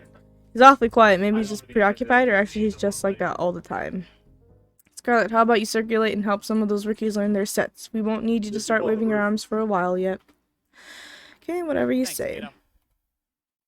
Start off to another part of the field. Turn my attention to my fellow bandmates as they busily learn the formations to Mars and opening movement of the show. Suddenly, a commotion breaks out in the mellophone section. Uh-oh, sounds like one of the mellophones turned into an angry phone. I've been wanting to use that joke, but I'm not sure how well it'll go over. There is no way you're in the right spot. Get with it. Seriously, I've explained it to you at least 3 times. How are you not getting this? Of course it's her. That seems to be the problem. Pop-Tart here can't find a spot to save his life. Sorry. Hey, it's okay. I turn to scold the not-so-mellow mellophone. Look, it's his first time doing this. He doesn't need you breathing down his neck. Just worry about your own drill sets. Fine. Oof, that got rid of her. So you're called Pop-Tart, huh? That's an interesting name. Are you a freshman? Speak so softly I can't hear a word of what he says. I lean forward, straining my ears to catch nothing. Sorry, you're gonna have to speak up. Everyone who has spent more than a year in this band is half deaf. Oh, I said I'm a sophomore, not a freshman. But this is your first year in the band? Yes, ma'am. I started playing French horn at the beginning of last year, but I was in the middle school band since I was a beginner. My guidance counselor said joining an extracurricular activity would help me get more socially acclimated. Huh? Oh, it was a joke. Good one. So what can I help you with? Couldn't seem to find my spot, so my section leader gave me the drill charts, but I'm having trouble reading them. It says I'm supposed to be 4 steps in front of the front hash, 2 steps inside the 40-yard line. I thought this was right, but everyone keeps yelling at me and telling me I'm wrong. Help. Hey, it's gonna be alright. Here, it helps to hold the chart this way, like you're on the front sideline. Pretend you're overlooking the field from the director's point of view. Found the problem. You should be 2 steps off the other 40-yard line. Oh! I lead him across the field and show him where his dot is. He stands on it. When you're reading your coordinates, be sure to check whether you're on the left or right side of the field. If you're on the other left of the 50-yard line, left from Mr. Wiley's point of view, it'll say side 1. If you're to the right, it'll say side 2. Oh, I see. That's so much stuff to remember.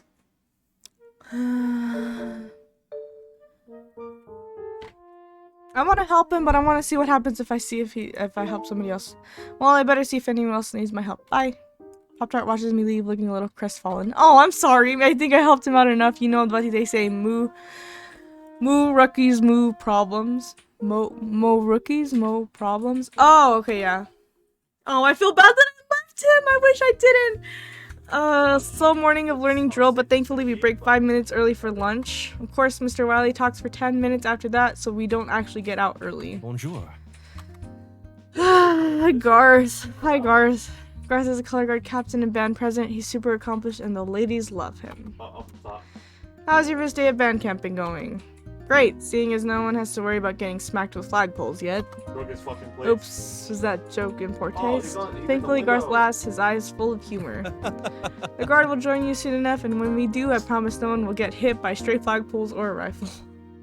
So how was your morning? Our instructor has yet to arrive, so I ran practice.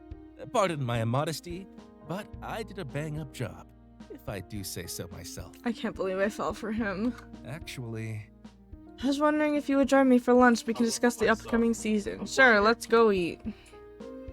He heads out to the cafeteria, nab a few burgers and chocolate chip cookies, and take a seat at a small table in the corner of the room. I look for Susie, hoping to catch a glimpse of Eugene, but she's nowhere to be found. Oh well. So what did you want to talk about? Well. I'll start with the fun stuff. I have a few Spirit Day themes for next week that still need to be decided upon. Here's the scoop. So far, we have the usual lineup: Beach Day, Twin Day, and School Spirit Day. I need one more plus an idea for Section Day on Friday. Any suggestions? Hero Day, Planet Day, No Clothes Day. I'm gonna stick with Planet Day still. Planet Day. Planet Day? Yeah, I like the show. Dress up as your favorite planet. I think we can work with that. I know, how about combine Section Day with Planet Day? Each section will be assigned a different planet, and the remaining day can be Superhero Day. Oh, I forgot about that. Oh, sure, that works. Thank you. Thank you for your help. God, we got this Spirit Day sorted out. Anything else you need? Other than that, can't wait. So are you excited for your first year as drum major? Yes, so excited and terrified. Terrified? Why? Well, I'm thrilled to be drum major, but I'm also kind of dreading it. Everyone is depending on me. They're literally going to be looking to me to lead them, and what if I mess up conducting during a competition? Only a true leader would be so concerned with doing the right thing. You are going to be fine. You think so? Indeed. I know so. Can't suppress a smile that crosses my face. Thank you, Garth. Finish our lunch, keeping conversation light. Does his wristband say strong? Oh my god. Feel a little calmer after speaking to Garth. I didn't mean to let my inhibitions slip out like that, but he wound up being the perfect person to talk to. In the afternoon, when it's too hot to rehearse on the field, we gather inside a room of the camp's recreational hall and work on music. Usually the band breaks off into sectionals where the student leaders rehearse music with their respective instrument sections, but today we'll be staying together as one group. Hot sun is beating down and there's not much shade on the field, but it looked nice by the lake. I definitely have to go swimming at some point. While everyone's getting their instruments out, I noticed Mr. Wiley stuffing some earplugs in his ears. You have to protect your ears, especially when you've been doing this gig as long as I have. At 33, I'm already losing my hearing. Can you believe that? And here I always thought my mind would be the first thing to go. I'm not sure if I was supposed to laugh at that. Scarlett, you should wear earplugs too. It gets loud up in front of the band. Got earplugs. Rehearsal goes well enough. I miss a tempo change, but no one gets mad at me. I'm human, right? Last time I checked anyway. Peter, make sure you don't hold that high note so long. How did you know it was me who played it? Because you do it all the freaking time. And no one else can play as high as you, but I won't say that out loud for fear of stroking your ego. Thankfully, Peter takes my advice. Tom jabbers throughout the rehearsal, but I don't have the heart to tell him to shut up. I'll let Mr. Wiley take care of that. Thomas. This should be the stuff. Practice ends on a good note. I'm so witty. As I'm packing, I feel a sudden presence behind me. It's Clark. Lovely. If he's here to critique my conducting again, I might have to kick him in the shins. I have a complaint. If it's about my conducting... No. It's not, though your technique could certainly use some work. God give me strength. Right, so what was your complaint? There is a time and place for behaving like unsophisticated apes, but that time is not in the middle of band practice. In short, there is too much talking during rehearsal. As a leader and a role model, you need to put these people in their place, threaten to kick them out of the band if they will not comply. That was in short. I'd hate to hear the long version. Anyway, he must be referring to the brass section. How should I handle this? Should I be mean to him? I want to take like completely different options this time around. I feel like being mean to him would be kind of funny. Because I'm not apologizing. Why'd you leave? But I did tell him to take it up with the bender. I don't know what to do now. I just... Maybe this will help change things though. Maybe this will make day 2 go better. Sorry, Clark, I'll work harder to make sure everyone is focused. See that you do. I hate that he was smug about it. Sheesh, at least I got him out of my hair. Time for a nice long dinner break. I meet up with Susie and grab some food at the cafeteria. So where's Eugene? Oh, he's eating with the rest of my section on the low brass. Can be such a clique sometimes. Every section is in its own way.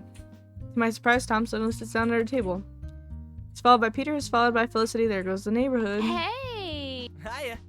Mind if we join you? Excuse me. Not at all. My popularity seems to be shooting up now that I'm drum major. So, practice is pretty great today, right? I won a lightsaber battle with my trombone and found $5. Oh my god. That's nice, but did you memorize any drill or music? Huh? You do know that's what we're here for, right? Man, you're so easy to mess with. Hey Tom, can we quit talking about band practice? We're on break. I can't even. Peter's right. Like, I don't want to think about band at all right now. I just want to relax. Can you believe the clarinets are already having sectional? That's crazy. You should know. You know what else is crazy? How fancy this place is. Is this red thingy on the table a button to call a waiter? Waiter, bring me another more slice of pizza, please. How did our dirt poor school afford to send us here? I mean, who's paying for all this food? Don't question it, Felicity. If you do, we might wake up back at the school. Maybe they're finally starting to respect the music program. That would rock. Oh hey, Peter, Felicity, and I are going to play badminton later, and we need one more player if anyone wants to join. And if you do join, you better be ready to lose. And I mostly keep to myself for the rest of dinner. Tom, Peter, monopolizing the conversation, so Susie and I don't get to talk as much as we want to. Once we're done, we still have some extra time to enjoy ourselves. See you later. Going to hang out with the G. See you later. Bye, Susie. What should I do in my free time? I'm gonna have dessert in the dining hall because I went by the lake last time it was with Samuel, and that's not somebody I'm trying to go after or pursue. I think I'll stay and have some dessert. I deserve it. I deserve my just desserts.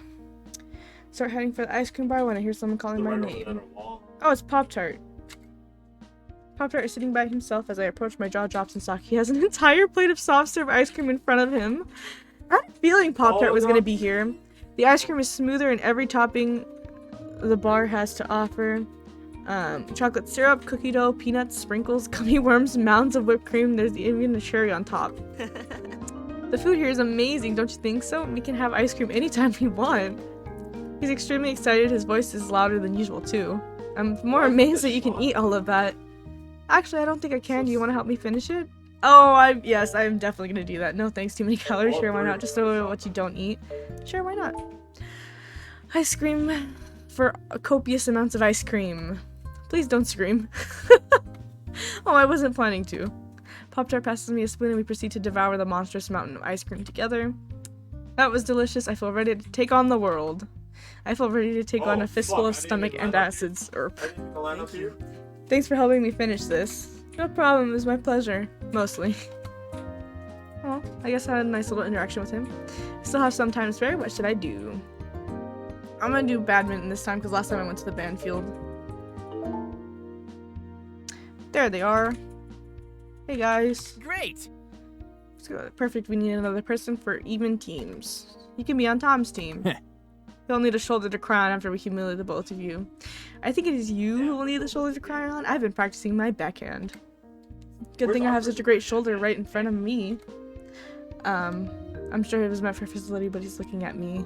Wait, how did he say that? I've been practicing my backhand. Good thing I have such a great shoulder right in front of me. What does that mean? If he did mean me, that's the first time I've ever received a compliment on my shoulder. Oh, I guess he just complimented my shoulder.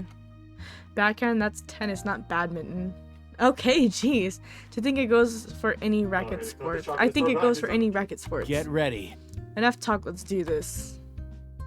The four of us partake in a badminton game of epic proportions. It's pretty fun, except for one thing. Peter. You got in my way. Whatever. It's over, they won. We beat them? Alright, we did it. It's a broadside. Tom holds his hand up before I can give him a high five. Felicity suddenly there hanging onto his arm. Oh my god! Tom, will you be on my team next time? Peter sucks. Chill out, Sunshine. It's just a game. Ew, the nickname Sunshine. Felicity ignores him, gazing up at Tom with a pouty look on her face. Oh my god. Suddenly, Peter comes behind me and touches my shoulder. I'll take that shoulder now. Oh no, you won't. I wiggle away from him. I will never understand Peter's and Felicity's relationship. Do they always flirt with other people right in front of the other one? Oh, in front of one another? They must have some sort of pact. I know, they do it quite often. We start heading back to the field together. To my surprise, Peter matches my stride and strikes up a conversation. So how was your summer? Going anywhere exciting? Oh my god, he's actually talking to me nicely now. Not bad. I went to the beach with my dad and to an amusement park with my friends. Friends not from band? No, Melanie and Trucy. It was our last hurrah before they left for college. Oh. How about you? How was yours? You were gone with the Red Angels all summer, right? It's amazing. We've been all over the country, and I didn't even get back until last week. We placed first in championships. Dang, his world-renowned drum corps, apparently. Congratulations. Thanks. Listen to this. The craziest thing that happened on the bus on our last trip, Peter. I'm tired. Will you give me a piggyback ride? Sure, hop on. She does so, and there goes our conversation. The suspense. What was the crazy thing that happened? Hey, Scarlet. Want to give me a piggyback? What? Why did I say yes? Tom jumps on my back. He's heavier than he looks, but I'm stronger than I give myself credit for. I can do this. Gotta catch up to them. Hang back and conserve your energy. Charge. We'll leave them in the dust. Hang on, Tom. Well, I wish I did this last time. I charge ahead, rushing past Peter and Felicity. As we go by, I catch the expression on her face. What's with that look, Felicity? You were talking to Tom and What's with that look, Felicity? You were talking to Tom and interrupted Peter from talking to me, so Tom talked to me instead. What am I supposed to do? Walk along quietly while you talk to both of them? Oh my god, am I getting jealous? You can't have all the boys, Felicity. Whoa! Careful, look out. What did we bump into? I kneel over backwards and accidentally ram Tom into the ground. On the bright side, he breaks my fall for me. Let's not do that again. Sorry. My bad. And gave him the fucking chocolate. It's time for my favorite part of the day, the evening rehearsal. The sun goes down, the air cools off, and we put music to the drill we learned earlier. Somehow it's super energizing. If all goes well, I'll get on to do my salute at the end of the night, but first stretches and another basic session. Stroll about and help out the rookies. Careful, Pop-Tart, you're hinging your shoulders and holding your elbow too close to your chest. Stand tall, elbows out. But this mellophone is so heavy. Sorry, what was that? He takes one look at Susie's sousaphone and shuts his mouth.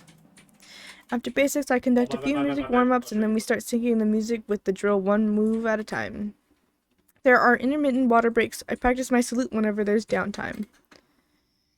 The entire evening, there seems to be an excitement buzzing the air. We're putting together a show for the first time under a new director who really seems to care about the band. It's early in the season, but I can already tell this show is going to be a hit. Everyone, get set. Grab a quick water and set up for a run-through. Peter, you know what that means. Oh, yeah. Sun's down, guns out. Oh my god, this is so stupid. I forgot. Why do you kids always insist on stripping? This isn't a drum corps rehearsal, you know. Okay, what am I forgetting? Right, the pit. Before we step off, our lovely front ensemble is going to show you what they've been working on back behind the porta-johns. Oh, I love this part. Don't pretend like you think that highly of us. Oh. Get set. Pit, do your thing. We're going to open with this while the judges are getting settled in the box. Pretty neat, huh? I like to call it space junk. This will mark the beginning of our journey into space. I'll bet you come October, it'll actually sound good. The mallet percussion instruments aren't together at all, but maybe that's how it's supposed to sound. Oof. One of the pit rookies drops the suspended cymbal. Whoops, that definitely isn't in the music. Oh Oh, Scarlet, I forgot to tell you something. We're not doing the salute anymore. What? Pit, stop! I can't hear myself talk. I said the salute was way too predictable, so we're shaking things up this year. Instead of saluting when the announcer says Drum Major Scarlet, is your band ready? You're going to turn your back on the judges and start conducting immediately because screw those guys. Huh? Let's go! Butts are for horses, let's go. We're burning daylight, moonlight, whatever. But I practiced the darn salute more than I practiced my conducting, is what I wanted to say, but I'll bite my tongue and do my job. Aha, there's my megaphone. I'll read off the introduction to kick off the show. I've always wanted to do this. Scarlet, as soon as I say your name, turn around and start conducting. Okay, Pit, you can start playing Space Junk again. Ladies and gentlemen, I am pleased to introduce the Blue Mountain High School Marching Band, presenting their 2020 field show, The Planets. Selections include Mars, Venus, Mercury, and Jupiter from the Planet Suite, composed by Gustav Holst and arranged by Victor Wiley. The band is under the direction of Victor Wiley. The drill was written by Victor Wiley. I think Mr. Wiley's getting a little ahead of himself with all his narration. Rise the scissor, lift up, and a better view of the field, continuing his speech as he rises. I know it's silly, but I really wanted to do my salute. No, I shouldn't let this get me down. I'm the drum major. I'm right where I want to be. Salute or not, it's going to be amazing. Marion, the pit captain, is staring at me intently for the count-off from her position behind the marimba. I should be ready too.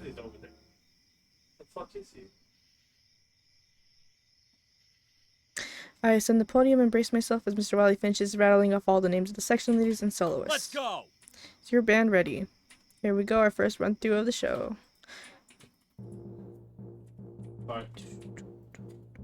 Just look at that fire, look at that pure, unadulterated defiance. Just love it. I love it, Scarlet.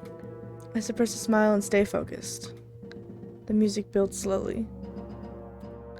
Woodwinds and brass are marching in 2 regiment blocks opposite sides of the field, like 2 armies marching towards each other to do battle. A chill goes up my spine as the show comes to life under the field lights for the first time. 2 halves of the band collide with each other and merge into a jagged, chaotic shape. Everyone comes to a halt at the peak of the crescendo and flags twirl in the air, and I give a cutoff.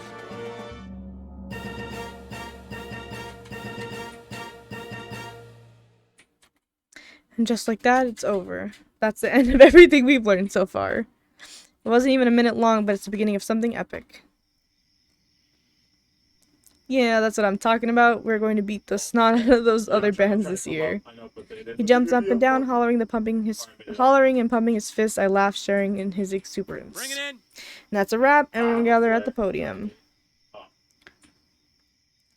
Really great job today, kiddos. Not a bad first day at all. If we keep this same momentum throughout the week, this week and next week, no doubt we'll just keep getting better and better until we achieve our full potential. Mr. Wiley, what if we've already reached peak perfection? What then? Impossible! There's always room for improvement, and this band is far from the peak of perfection. I can see Clark nodding vigorously up front. I'm pretty sure Peter just meant himself, but it went over Mr. Wiley's head.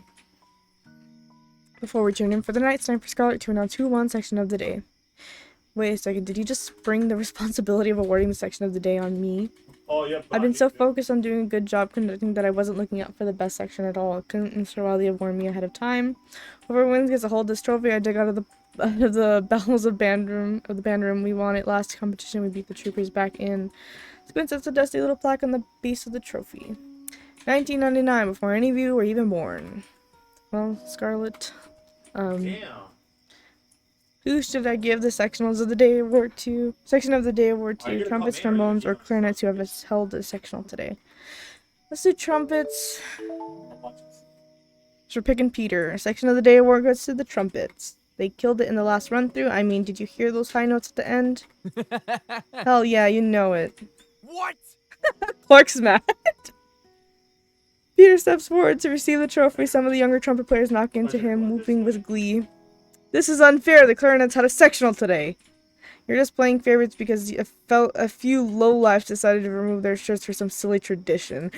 How dare he say that just because they removed their shirts? That is not why. Well, the clarinets certainly don't look happy, but the trumpets do. I guess it wasn't a bad choice. It's to the right, yeah. Oh, yeah, it wasn't a bad choice. Thank you, Scarlet. Mr. President, do you have any important announcements for us? Just a friendly reminder to pick up your 2020 show shirts from the Dining Commons, and don't forget about the beach party at the end of the week. Let me know by Wednesday if you will be staying or taking your early bus home so we know how many burgers and hot dogs to make. Hear that, everybody? Don't come whining to Mr. Wiley when you don't get a hamburger on Friday because you forgot to RSVP. I got one more thing for you all tonight. Rookies, you're going to love this. Raises off to the nearby storage shed and comes holding back a bundle of gray fur. No way is that. That's a weird looking cat. Duck. Are you kidding me? Wait, that thing was in the storage shed? Looks like she's finally awake. This pretty little gal is my pet raccoon, Bandy Boo. Bandit. Her name is Bandit. I promised myself if I still wasn't married by the time I hit 30, I would adopt one in honor of my high school mascot. Dude. Your school had a raccoon mascot too? Whoa. Yeah, because he went here. Did you miss the 100 times he mentioned that? Really? Is it legal to own a raccoon as a pet? You're right, Samuel. It should be illegal for it to be this cute. Like the rest of her kind, Bandit is a kleptomaniac, so keep an eye on your valuables. Hey, what's that she's chewing on? Is that one of our wind chimes? See, what did I tell ya? To the ready. Well, kids, it's all for tonight. Go to the ready. Everyone spreads their legs at shoulder width, lets their arms fall to their sides, and bows their heads. Stand quietly waiting for the signal. Some of the freshmen glance around in wonderment before following suit. 10 hut.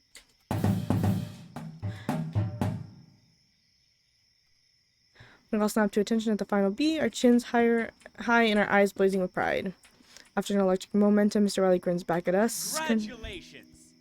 On a productive first day of band camp, a day of Camp Blue Mountain, be sure to get plenty of rest tonight. In your own rooms, absolutely no gentlemen and ladies' rooms, vice versa, and don't forget we're on a 10 o'clock curfew. What a day! Agreed. I can't wait to see what happens tomorrow. When are you getting up? Around 7, anytime shower. What? You're going to sleep all sweaty and gross? Yuck. Hey, if I don't shower in the morning, I won't be able to function. Fine, then I'll just have to plug my nose while I sleep. Good night. Good night. Put on my PJs, turn off the lights, and climb into bed. As I'm falling asleep, I reflect upon the day's events.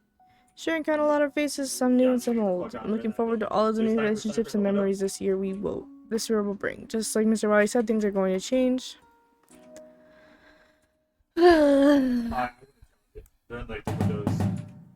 Chapter 2, Mission to Mars. It's a bright new day. I woke up, took a shower, and ate breakfast early. At one corner of the field, Garth is readying all the guard equipment for practice. The low brass section is hanging out by the lift Wiley uses to oversee practice. Not far off, Pop-Tart is by himself. Stretches don't start for 15 more minutes, so I have some downtime. I'm gonna see if Pop-Tart needs help. Hi, Pop-Tart, what are you up to? Oh, they went over there? Oh, hi, Scarlet. That's 46 meters. What was that? I'm sorry, hard of hearing, remember? Sorry. Setting up the yard line markers. Mr. Wiley told me it would help me understand the layout of the field better. I see. Well, your markers are off. I got it wrong. Don't worry about it. You're still learning. Would you like help resetting them? That's okay. You don't have to do that. This door's more right can open up. I'd be happy to help. Thank you. Together we fix the yard markers. Let me do something to thank you. He blurted out so suddenly I nearly jumped. You don't have to do that. I could treat you too. No. No, the food here's all free and I don't have any money anyways. He dissolves into a stream of mumbling. It's fine, Pop-Tart, really, like I said, I'm happy to help. This is where I get the Pop-Tart. Pat him on the shoulder before going on my way. See you at practice. Bye. Oh wait, this isn't when he gives me the Pop-Tart. Yeah, see ya. Mr. Wiley cut stretches and basic short. I can tell he's anxious to continue learning the opener. Unfortunately, some tedious subsets come up in the drill that slow the process down. Brass have a hazardous cross-too that they can't get the hang of. The mellophones and low brass are backing off the trumpet line, and the trumpets aren't leaving enough space for them to pass through. Come on, Brass, we've learned how to dress a line back in minicamp. Aren't you cross-dressing? I don't think that was what he meant to say. Scarlet, yes. I need to work with the brass on this. Would you rep those last few drill sets with the woodwinds and the drums so they can get some extra practice in? Sure thing. Hands me a spare gawk block. Too bad there are no other staff members around to take care of this. Not even the assistant director is here today. Why on earth would they not show up for band camp? Some commitment. Oh well, I'm happy to help out. I do as Mr. Wiley is instructed. Running the woodwinds and drums through their set changes, but something seems a little off. Hey, clarinets and flutes, is there supposed to be a huge space in the middle of your line? I am met with a number of deadpan stares. For a moment, no one says anything. No.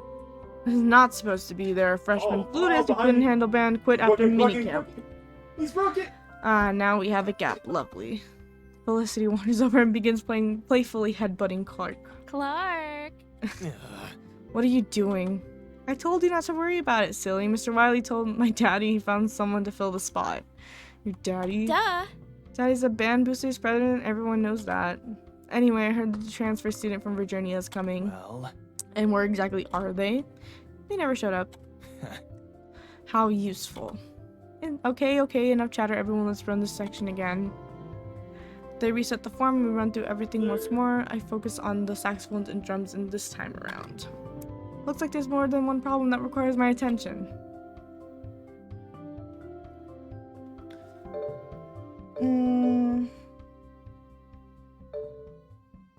Oh, fuck. Should I help the saxophone? Maybe I'll do that. Where's that vine? Needing extra help? We're doing good. He's almost too chill. Point to where a young Barry sax player is out of line. What about him? Saxophones are more like saxophones. Fix the form. Hey kid, back it up a little. So let Sammy handle things so I won't impede on his position as a section leader. What about him? Oh, Alex, yeah, he's out of the diagonal. Hey. Alex turns to face us. His face. He's definitely a new face, and yet at the same time, he looks strikingly familiar. Attention. Move back a little so you're in line with everyone else. Sorry. You got it, boss. Keep staring at him, trying to figure out whom he resembles. Hey. No, I'm not checking you out. No, you just look really familiar. Oh, I get that a lot. I'm Peter's brother. Of course you are. I feel almost ashamed I didn't draw that conclusion on my own. He looks so much like his brother. I pretty much got everything down already. Sure. Yeah, Peter taught me tons of stuff before I joined, so I pretty much got everything down already. You're definitely Peter's brother. So what were you talking about with the flutes and clarinets? Is someone new joining the band? Maybe we were supposed to get a new student from Virginia to fill the hole in the flute section, but it might be just a rumor. I hope not, though. You can't hear the flutes anyway, so what's the difference? Oh, I hate that, because I was a flute player. The difference is there's a huge hole in the drill. Whatever. You can go help someone else if you need to. I'll keep him in line. Thanks, I have to keep things moving. Practice drags on. I continuously circle the field, keeping my eyes peeled for any lost freshman who might need a helping hand. Disgusting! And good luck getting section of the day unless you're planning to whore yourself out like the brass section.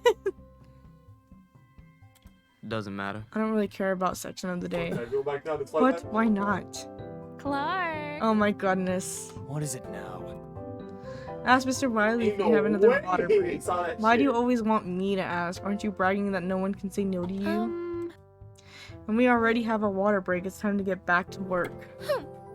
Fine. Scarlett, did anyone ever tell you how it's rude to eavesdrop? Whoops, sorry, I'll be on my way. Oh my gosh. Calm down, Scarlett. I was joking. Right. To death. Get back to work. Jeez, okay, I'm going. Felicity and I share an eye roll. Oh my god, it missed. It missed the roof. After practice, I eat lunch with Susie. We discover the hamburger patties. Oh, I forgot. Not too long after, Tom approaches us. Hey, Scarlett, Susie, got a minute? Hello. What's up? Peter and I are going to play some video games after practice tonight. Would you two ladies like to come to our room and hang out? Aww. Sounds fun, but the Lowbrows are having a little get-together and I wanted to go to that. Sorry. It's all good. Scarlett, what about you? I'd love to come. That is, if you don't mind losing to a girl. I don't want to injure your manly pride. Oh, yeah? Do you really think you could beat me at my own game? I don't think. I know. Challenge accepted. Since we have 4 controllers, feel free to bring a friend. Alright. Wait, I just remembered the curfew. Oh, come on! No one listens to that rule and no one's around to enforce it. Mr. Wiley sure won't. Besides, there's not going to be any funny business. Okay. You know which room is mine, right? I'm gonna say yup. Yup. Great! See you there. So what, hey, where'd my burger go? Oh no! Susie points across the cafeteria where a sly raccoon is making off with Tom's hamburger. Hey! Get back here, thief! Tom takes off to retrieve his stolen food. Bandit makes a run for the door, but is slowed by the hamburger clutched in her paws. Everyone in the cafeteria laughs at the spectacle. Wow. Wow, what? Nothing. He's cute, don't you think? Are you kidding? No, you don't think so? Have fun tonight. After a minute, Tom returns empty-handed. And what exactly were you planning to do with the hamburger once you got it back? Eat it. It was a good hamburger. Tom has no taste buds or fear of germs or rabies. I'm sure Bandit doesn't have rabies though. Mr. Riley wouldn't bring a rabies-infested raccoon to band camp, would he? I want to get to the part where we play games. I want to see who I can bring again and do a different pick since I can't pick Garth again. For lunch break, we're on to the midday music rehearsal. Restless energy fills the band room. There's a constant chatter when we're not playing, and I can tell Mr. Wiley's patience will soon run out. Okay, everyone, from B. No one is listening. No one moves to bring their instruments up. I think my patience is wearing thin as well. From B. That's a little bit better. Still, we'd be getting a lot more done if everyone was concentrating. That's enough. Clark twists his seat to glare fiercely at Peter. Disgusting! Not only is your section disgustingly out of tune, you're playing so loud I can't hear myself think. Does dynamic contrast mean nothing to you? Whatever. Because your instrument can't play above mezzo piano doesn't mean you have to get all whiny. Why don't you worry about your own section? If I see something wrong, I am going to correct it. I'm working for the betterment of the band. I see something wrong, so I'm going to correct it too. What happens if I just reprimand Clark? I'm being mean to him this time around. Clark? Yes? Stop bossing everyone around or I'm going to shove your clarinet so far up your butt. After crapping out keys for a week, you're going to rupture your appendix? You said damn. I wanted to see what would happen! Plus, I'm trying to pick Peter this time around to see how it goes. And if not, we'll try somebody else and see what happens. You said ew. let's say rupture your appendix. What? Are you threatening me? That's completely inappropriate. He's sweating. I don't care, stop picking on other sections. Peter's laughing. Clark looks as though he could strangle me. Man, Clark hates me now. Things go a little smoother after that interruption, but not by much. I can tell Mr. Wiley's very displeased by the time rehearsal is over, although no one seems to notice but me. Bro, David lost a Nintendo. It's a Nintendo. For everyone can go gallivanting off to dinner, Mr. Wiley stops them. Everything. Section leader meeting at the podium half an hour before our next rehearsal starts. Be there. Uh-oh, that doesn't sound good. I'm a little tired. I think I'll eat by myself today. I'm crossing the dining hall and catch sight of Garth. He's eating with Sabrina. When I eat, he sits up straight and moves me over. Well, I can't ignore a request from the band president. I take my tray over and sit down with them. Greetings. How are things today? I'm okay. My arms are a little tired from all the conducting. Only mine are tired from spinning flags. We understand completely with all the extra practices the guard has. Guard has extra practices? Yes, you didn't know? Guard might as well be on another planet from the band. They go off to work by themselves for most of the day and don't usually join us until after dark. Indeed. Throwing those flags, rifles, and sabers around for hours can be quite taxing. Garth? I would kill for your biceps. My rifle tosses in Mars never looked as good as yours because of my wimpy lady arms. Don't sell yourself short. Your rifle tosses are magnificent and your arms aren't wimpy. They are. All the girls in Guard have wimpy arms. Every girl I know could kick my ass. That is simply not true, and I'm not ashamed to say. That's sweet. Anyways, my own arms feel like they're about to fall off for it.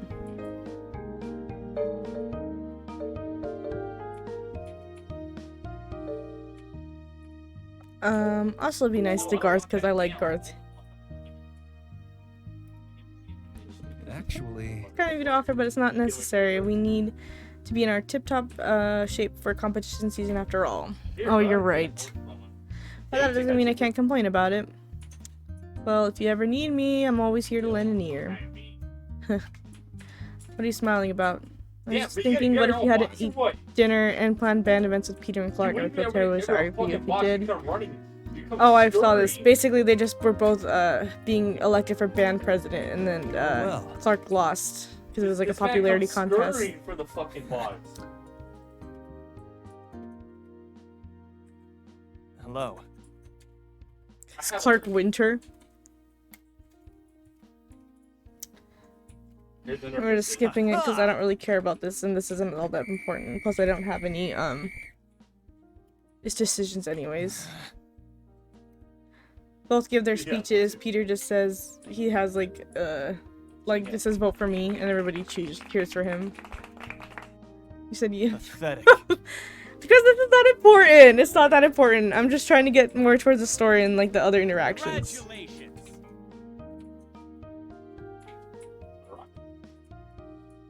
Garth's face.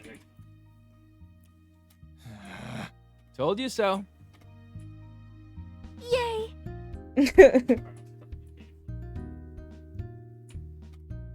Nor can I. Wanting to rip him a new one after he did the. Have we stop reminiscing and make our way over to the section leader meeting? Yes, let's. First, Sabrina and I walk to the base of the drum major podium where the other leaders are gathering around Mr. Wiley. Peter, Clark, and Samuel are all here. Barry the baritone is here too. Olive is representing the mellophones. I can practically taste the tension crackling between Peter and Clark. Samuel is epitome of chill as always. He gazes out towards the lake. Bring it in. So everyone here. Look around. Marianne and Aaron arrive just in time for the start of the meeting. Yes, sir. Wanted to talk to all of you because there's a serious lack of motivation to band today. Every one of you was selected to be a section leader for a reason. You all need to step up and set an example everyone can follow. Skates boards into Peter, who offers up a shrug of indifference. Clark stands with his chest puffed out while Samuel nods vaguely. When Mr. Wiley looks at me, I try to look serious and determined. As I'm sure you noticed, we are severely lacking in the instructor department. In fact, no instructor showed up to band camp. Due to these unforeseen circumstances, I can't stress enough how important strong student leadership is to the future of this ensemble. I want the band to have the same work ethic as they did yesterday, no better than yesterday, because we should always be improving. Going backwards isn't an option, capiche? Caposh. All right. Thank you for the enthusiastic response. I want everyone in this group to name one way we can model outstanding rehearsal etiquette for our peers. Pay attention. Correct. Sir. Sometimes setting a good example is enough. We have to step up and take charge. Scare the freshmen into submission. Well... No, I wouldn't say. You're particularly right, Clark, but I'm not too sure about the part where you scare the freshmen into submission. I didn't say...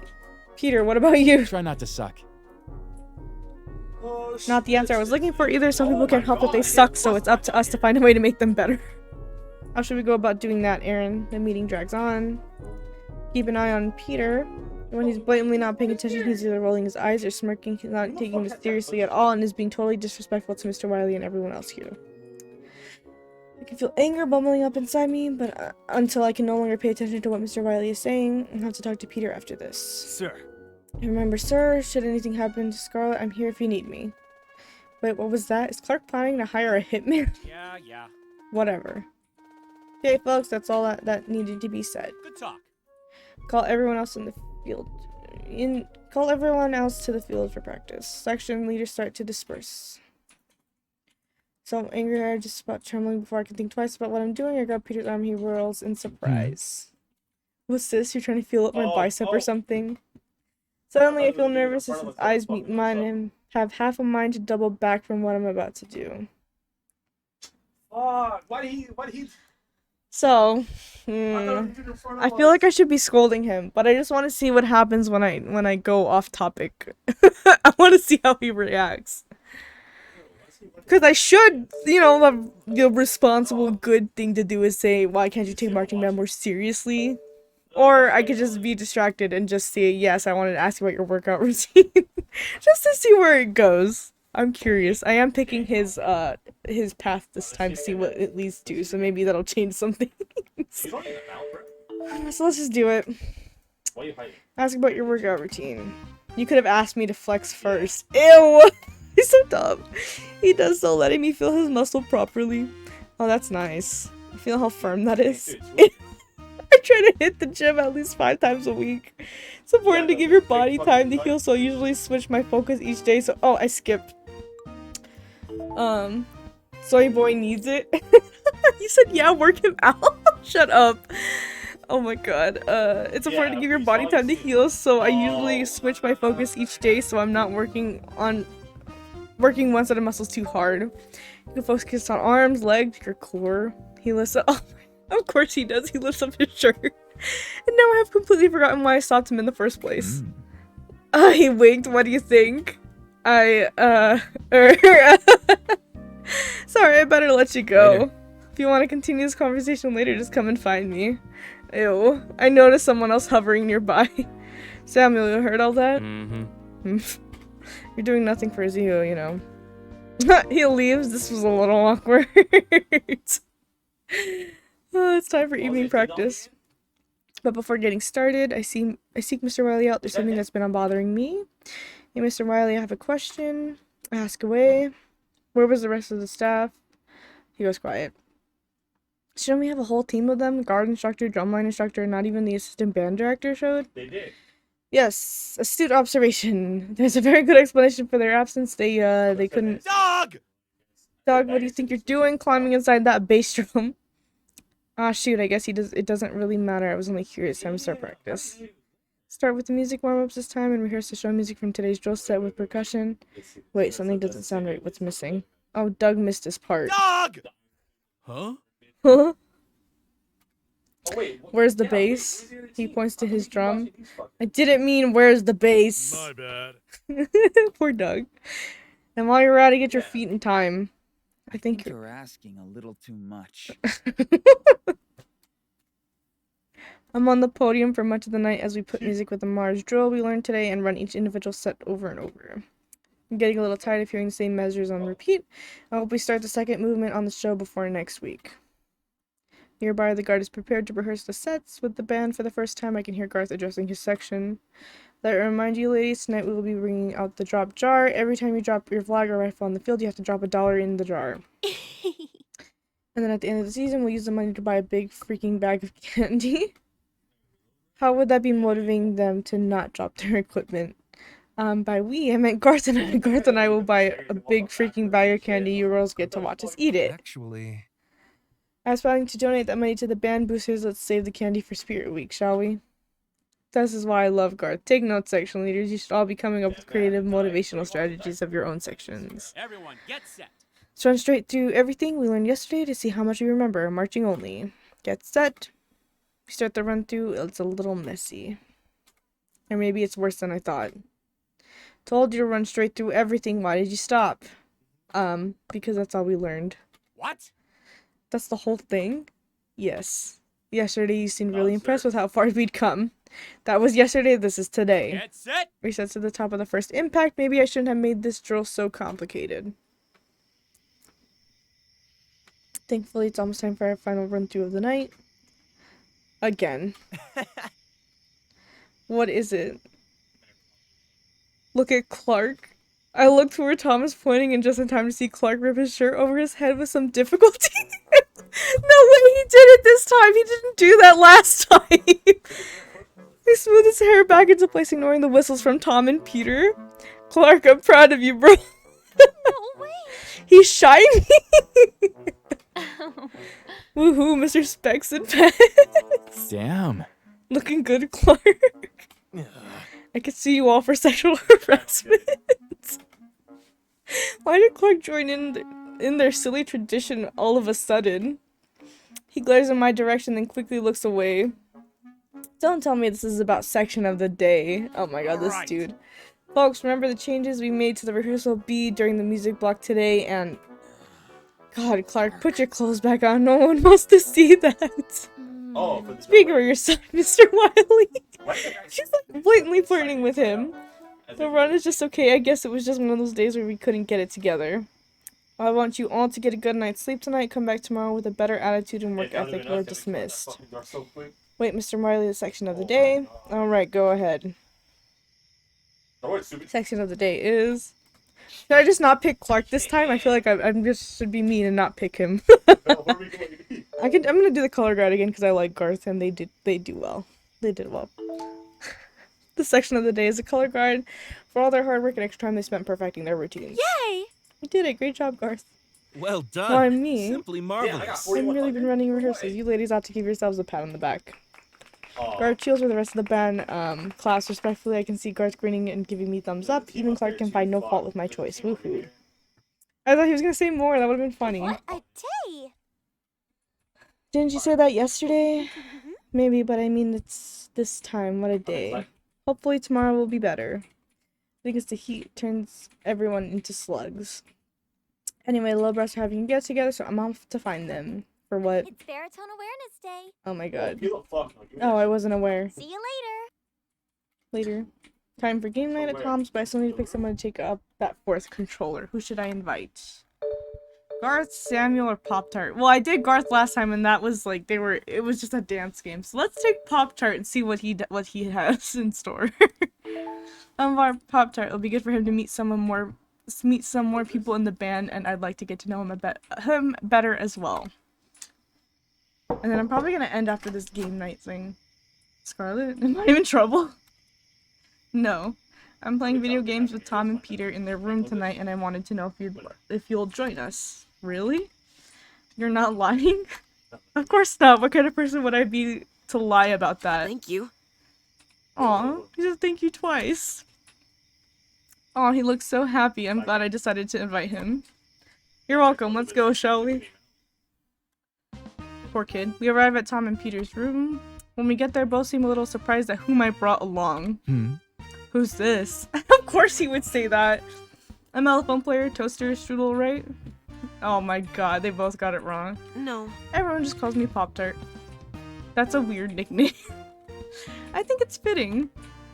As if to further prove my point, Pop-Tart takes a blueberry— oh my god, it's blueberry this time? A blueberry Pop-Tart out of his pocket and begins munching on it. So what game do you guys want to play? Todd leads us over to the game console where a couch has been set up. I sit next to Pop-Tart. I'll let Pop-Tart pick. I've never played a video game. What? How about this one? He picks a popular fighting game. Peter and Tom look shocked. Whoa! You've never played a video game? Is this Alpha Pop-Tart? Confirmed? At least you have good taste. This is an awesome game. Here, I'll show you the controls while they set it up. I try to explain how everything works to Pop-Tart, but there are a lot of different moves and he looks rather confused. That's okay. Thanks, Scarlet, but I think I'll just mash buttons if that's okay with you. I mean, that's what I do. You said Pop-Tart King. That's fine. Maybe that strategy will work out for you. Pick your characters. Oh, non-sir? I'm really feeling it. Get ready. Come on, show me your moves. I don't have to show you anything. I'm a freaking princess. Oh my god, is it literally Smash based off of the... Who says I'm really feeling it? Cause like, show me your moves? That's Captain Falcon, right? No, wait. Hey, Mikasa. In Smash, who says show me your moves? Captain Falcon? It is him? Okay, yeah. So yeah, Captain Falcon. Who says I'm really feeling it? Yeah. Mikasa? No? I'm gonna look this up now because I'm sure they're hinting at like who the characters are that they're playing. I'm really feeling it.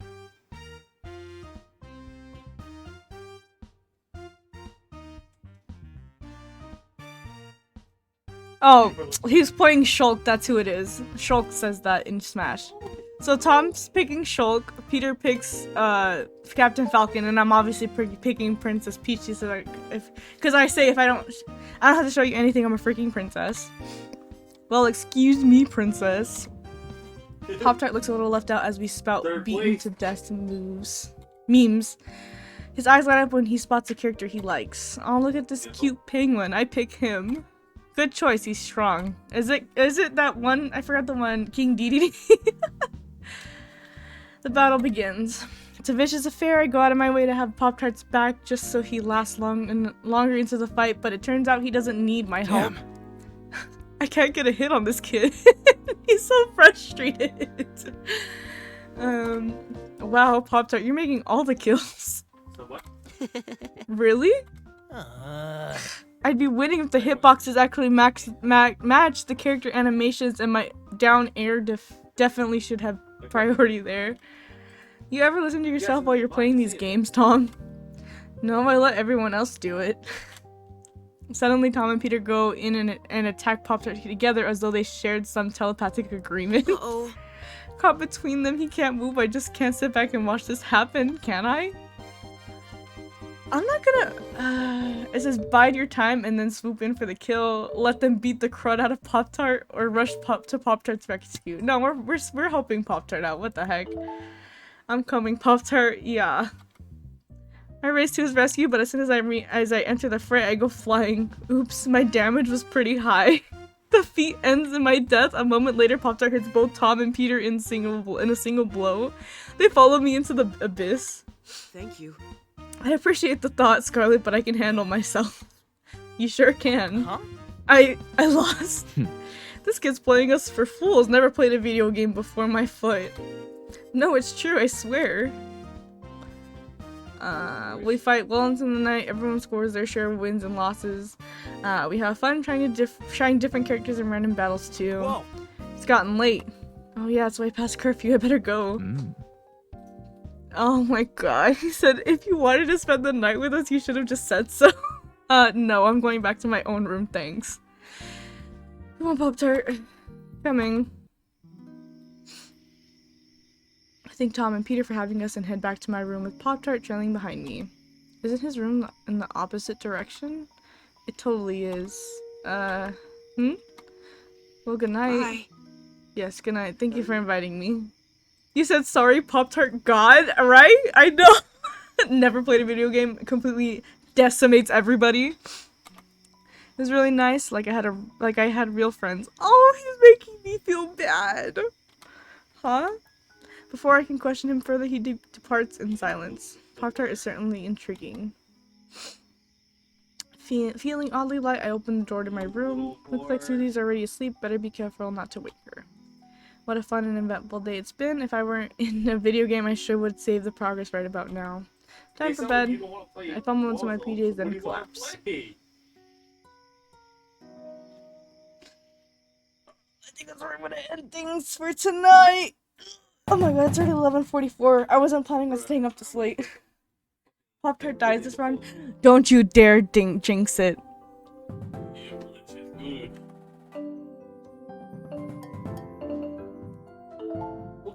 So this is the June 23rd, 22nd. I don't know if I should sell mods now or pick the game then sell. So we'll just escape now to the main menu. You said bet. Don't say that. Don't say bet. He's not dying. He's not dying. He survives. Everything will be fine. We won't get a bad ending this time around. I refuse to get a bad ending again. They have an outfit for Leon where it's just when the man thing will not like little ultrasounds. Hey. Like he's just naked. He has an elephant on. I'm like, he has 20 years. I'm like, what the fuck? But I'm like, well, if they make the people like trying to get out of this right now. Let's just close the game. Quit. Yeah, that's where I'm doing things for today. What a great stream. You know, we had the beach episode, then it ended into a scary bad ending, and now we're gonna go for Peter, see what happens. So we're gonna be a boyfriend stealer, but we're also being nice to Pop-Tart, making friends. Let's see where this road takes us. Yeah. Thank you for everybody who came out, and thanks for the subs and everything. I'll be streaming I should be streaming tomorrow. I know I have like a family thing, but I should still be able to stream. Hopefully playing Final Fantasy, but we'll see what happens. Good night, everybody. Take care.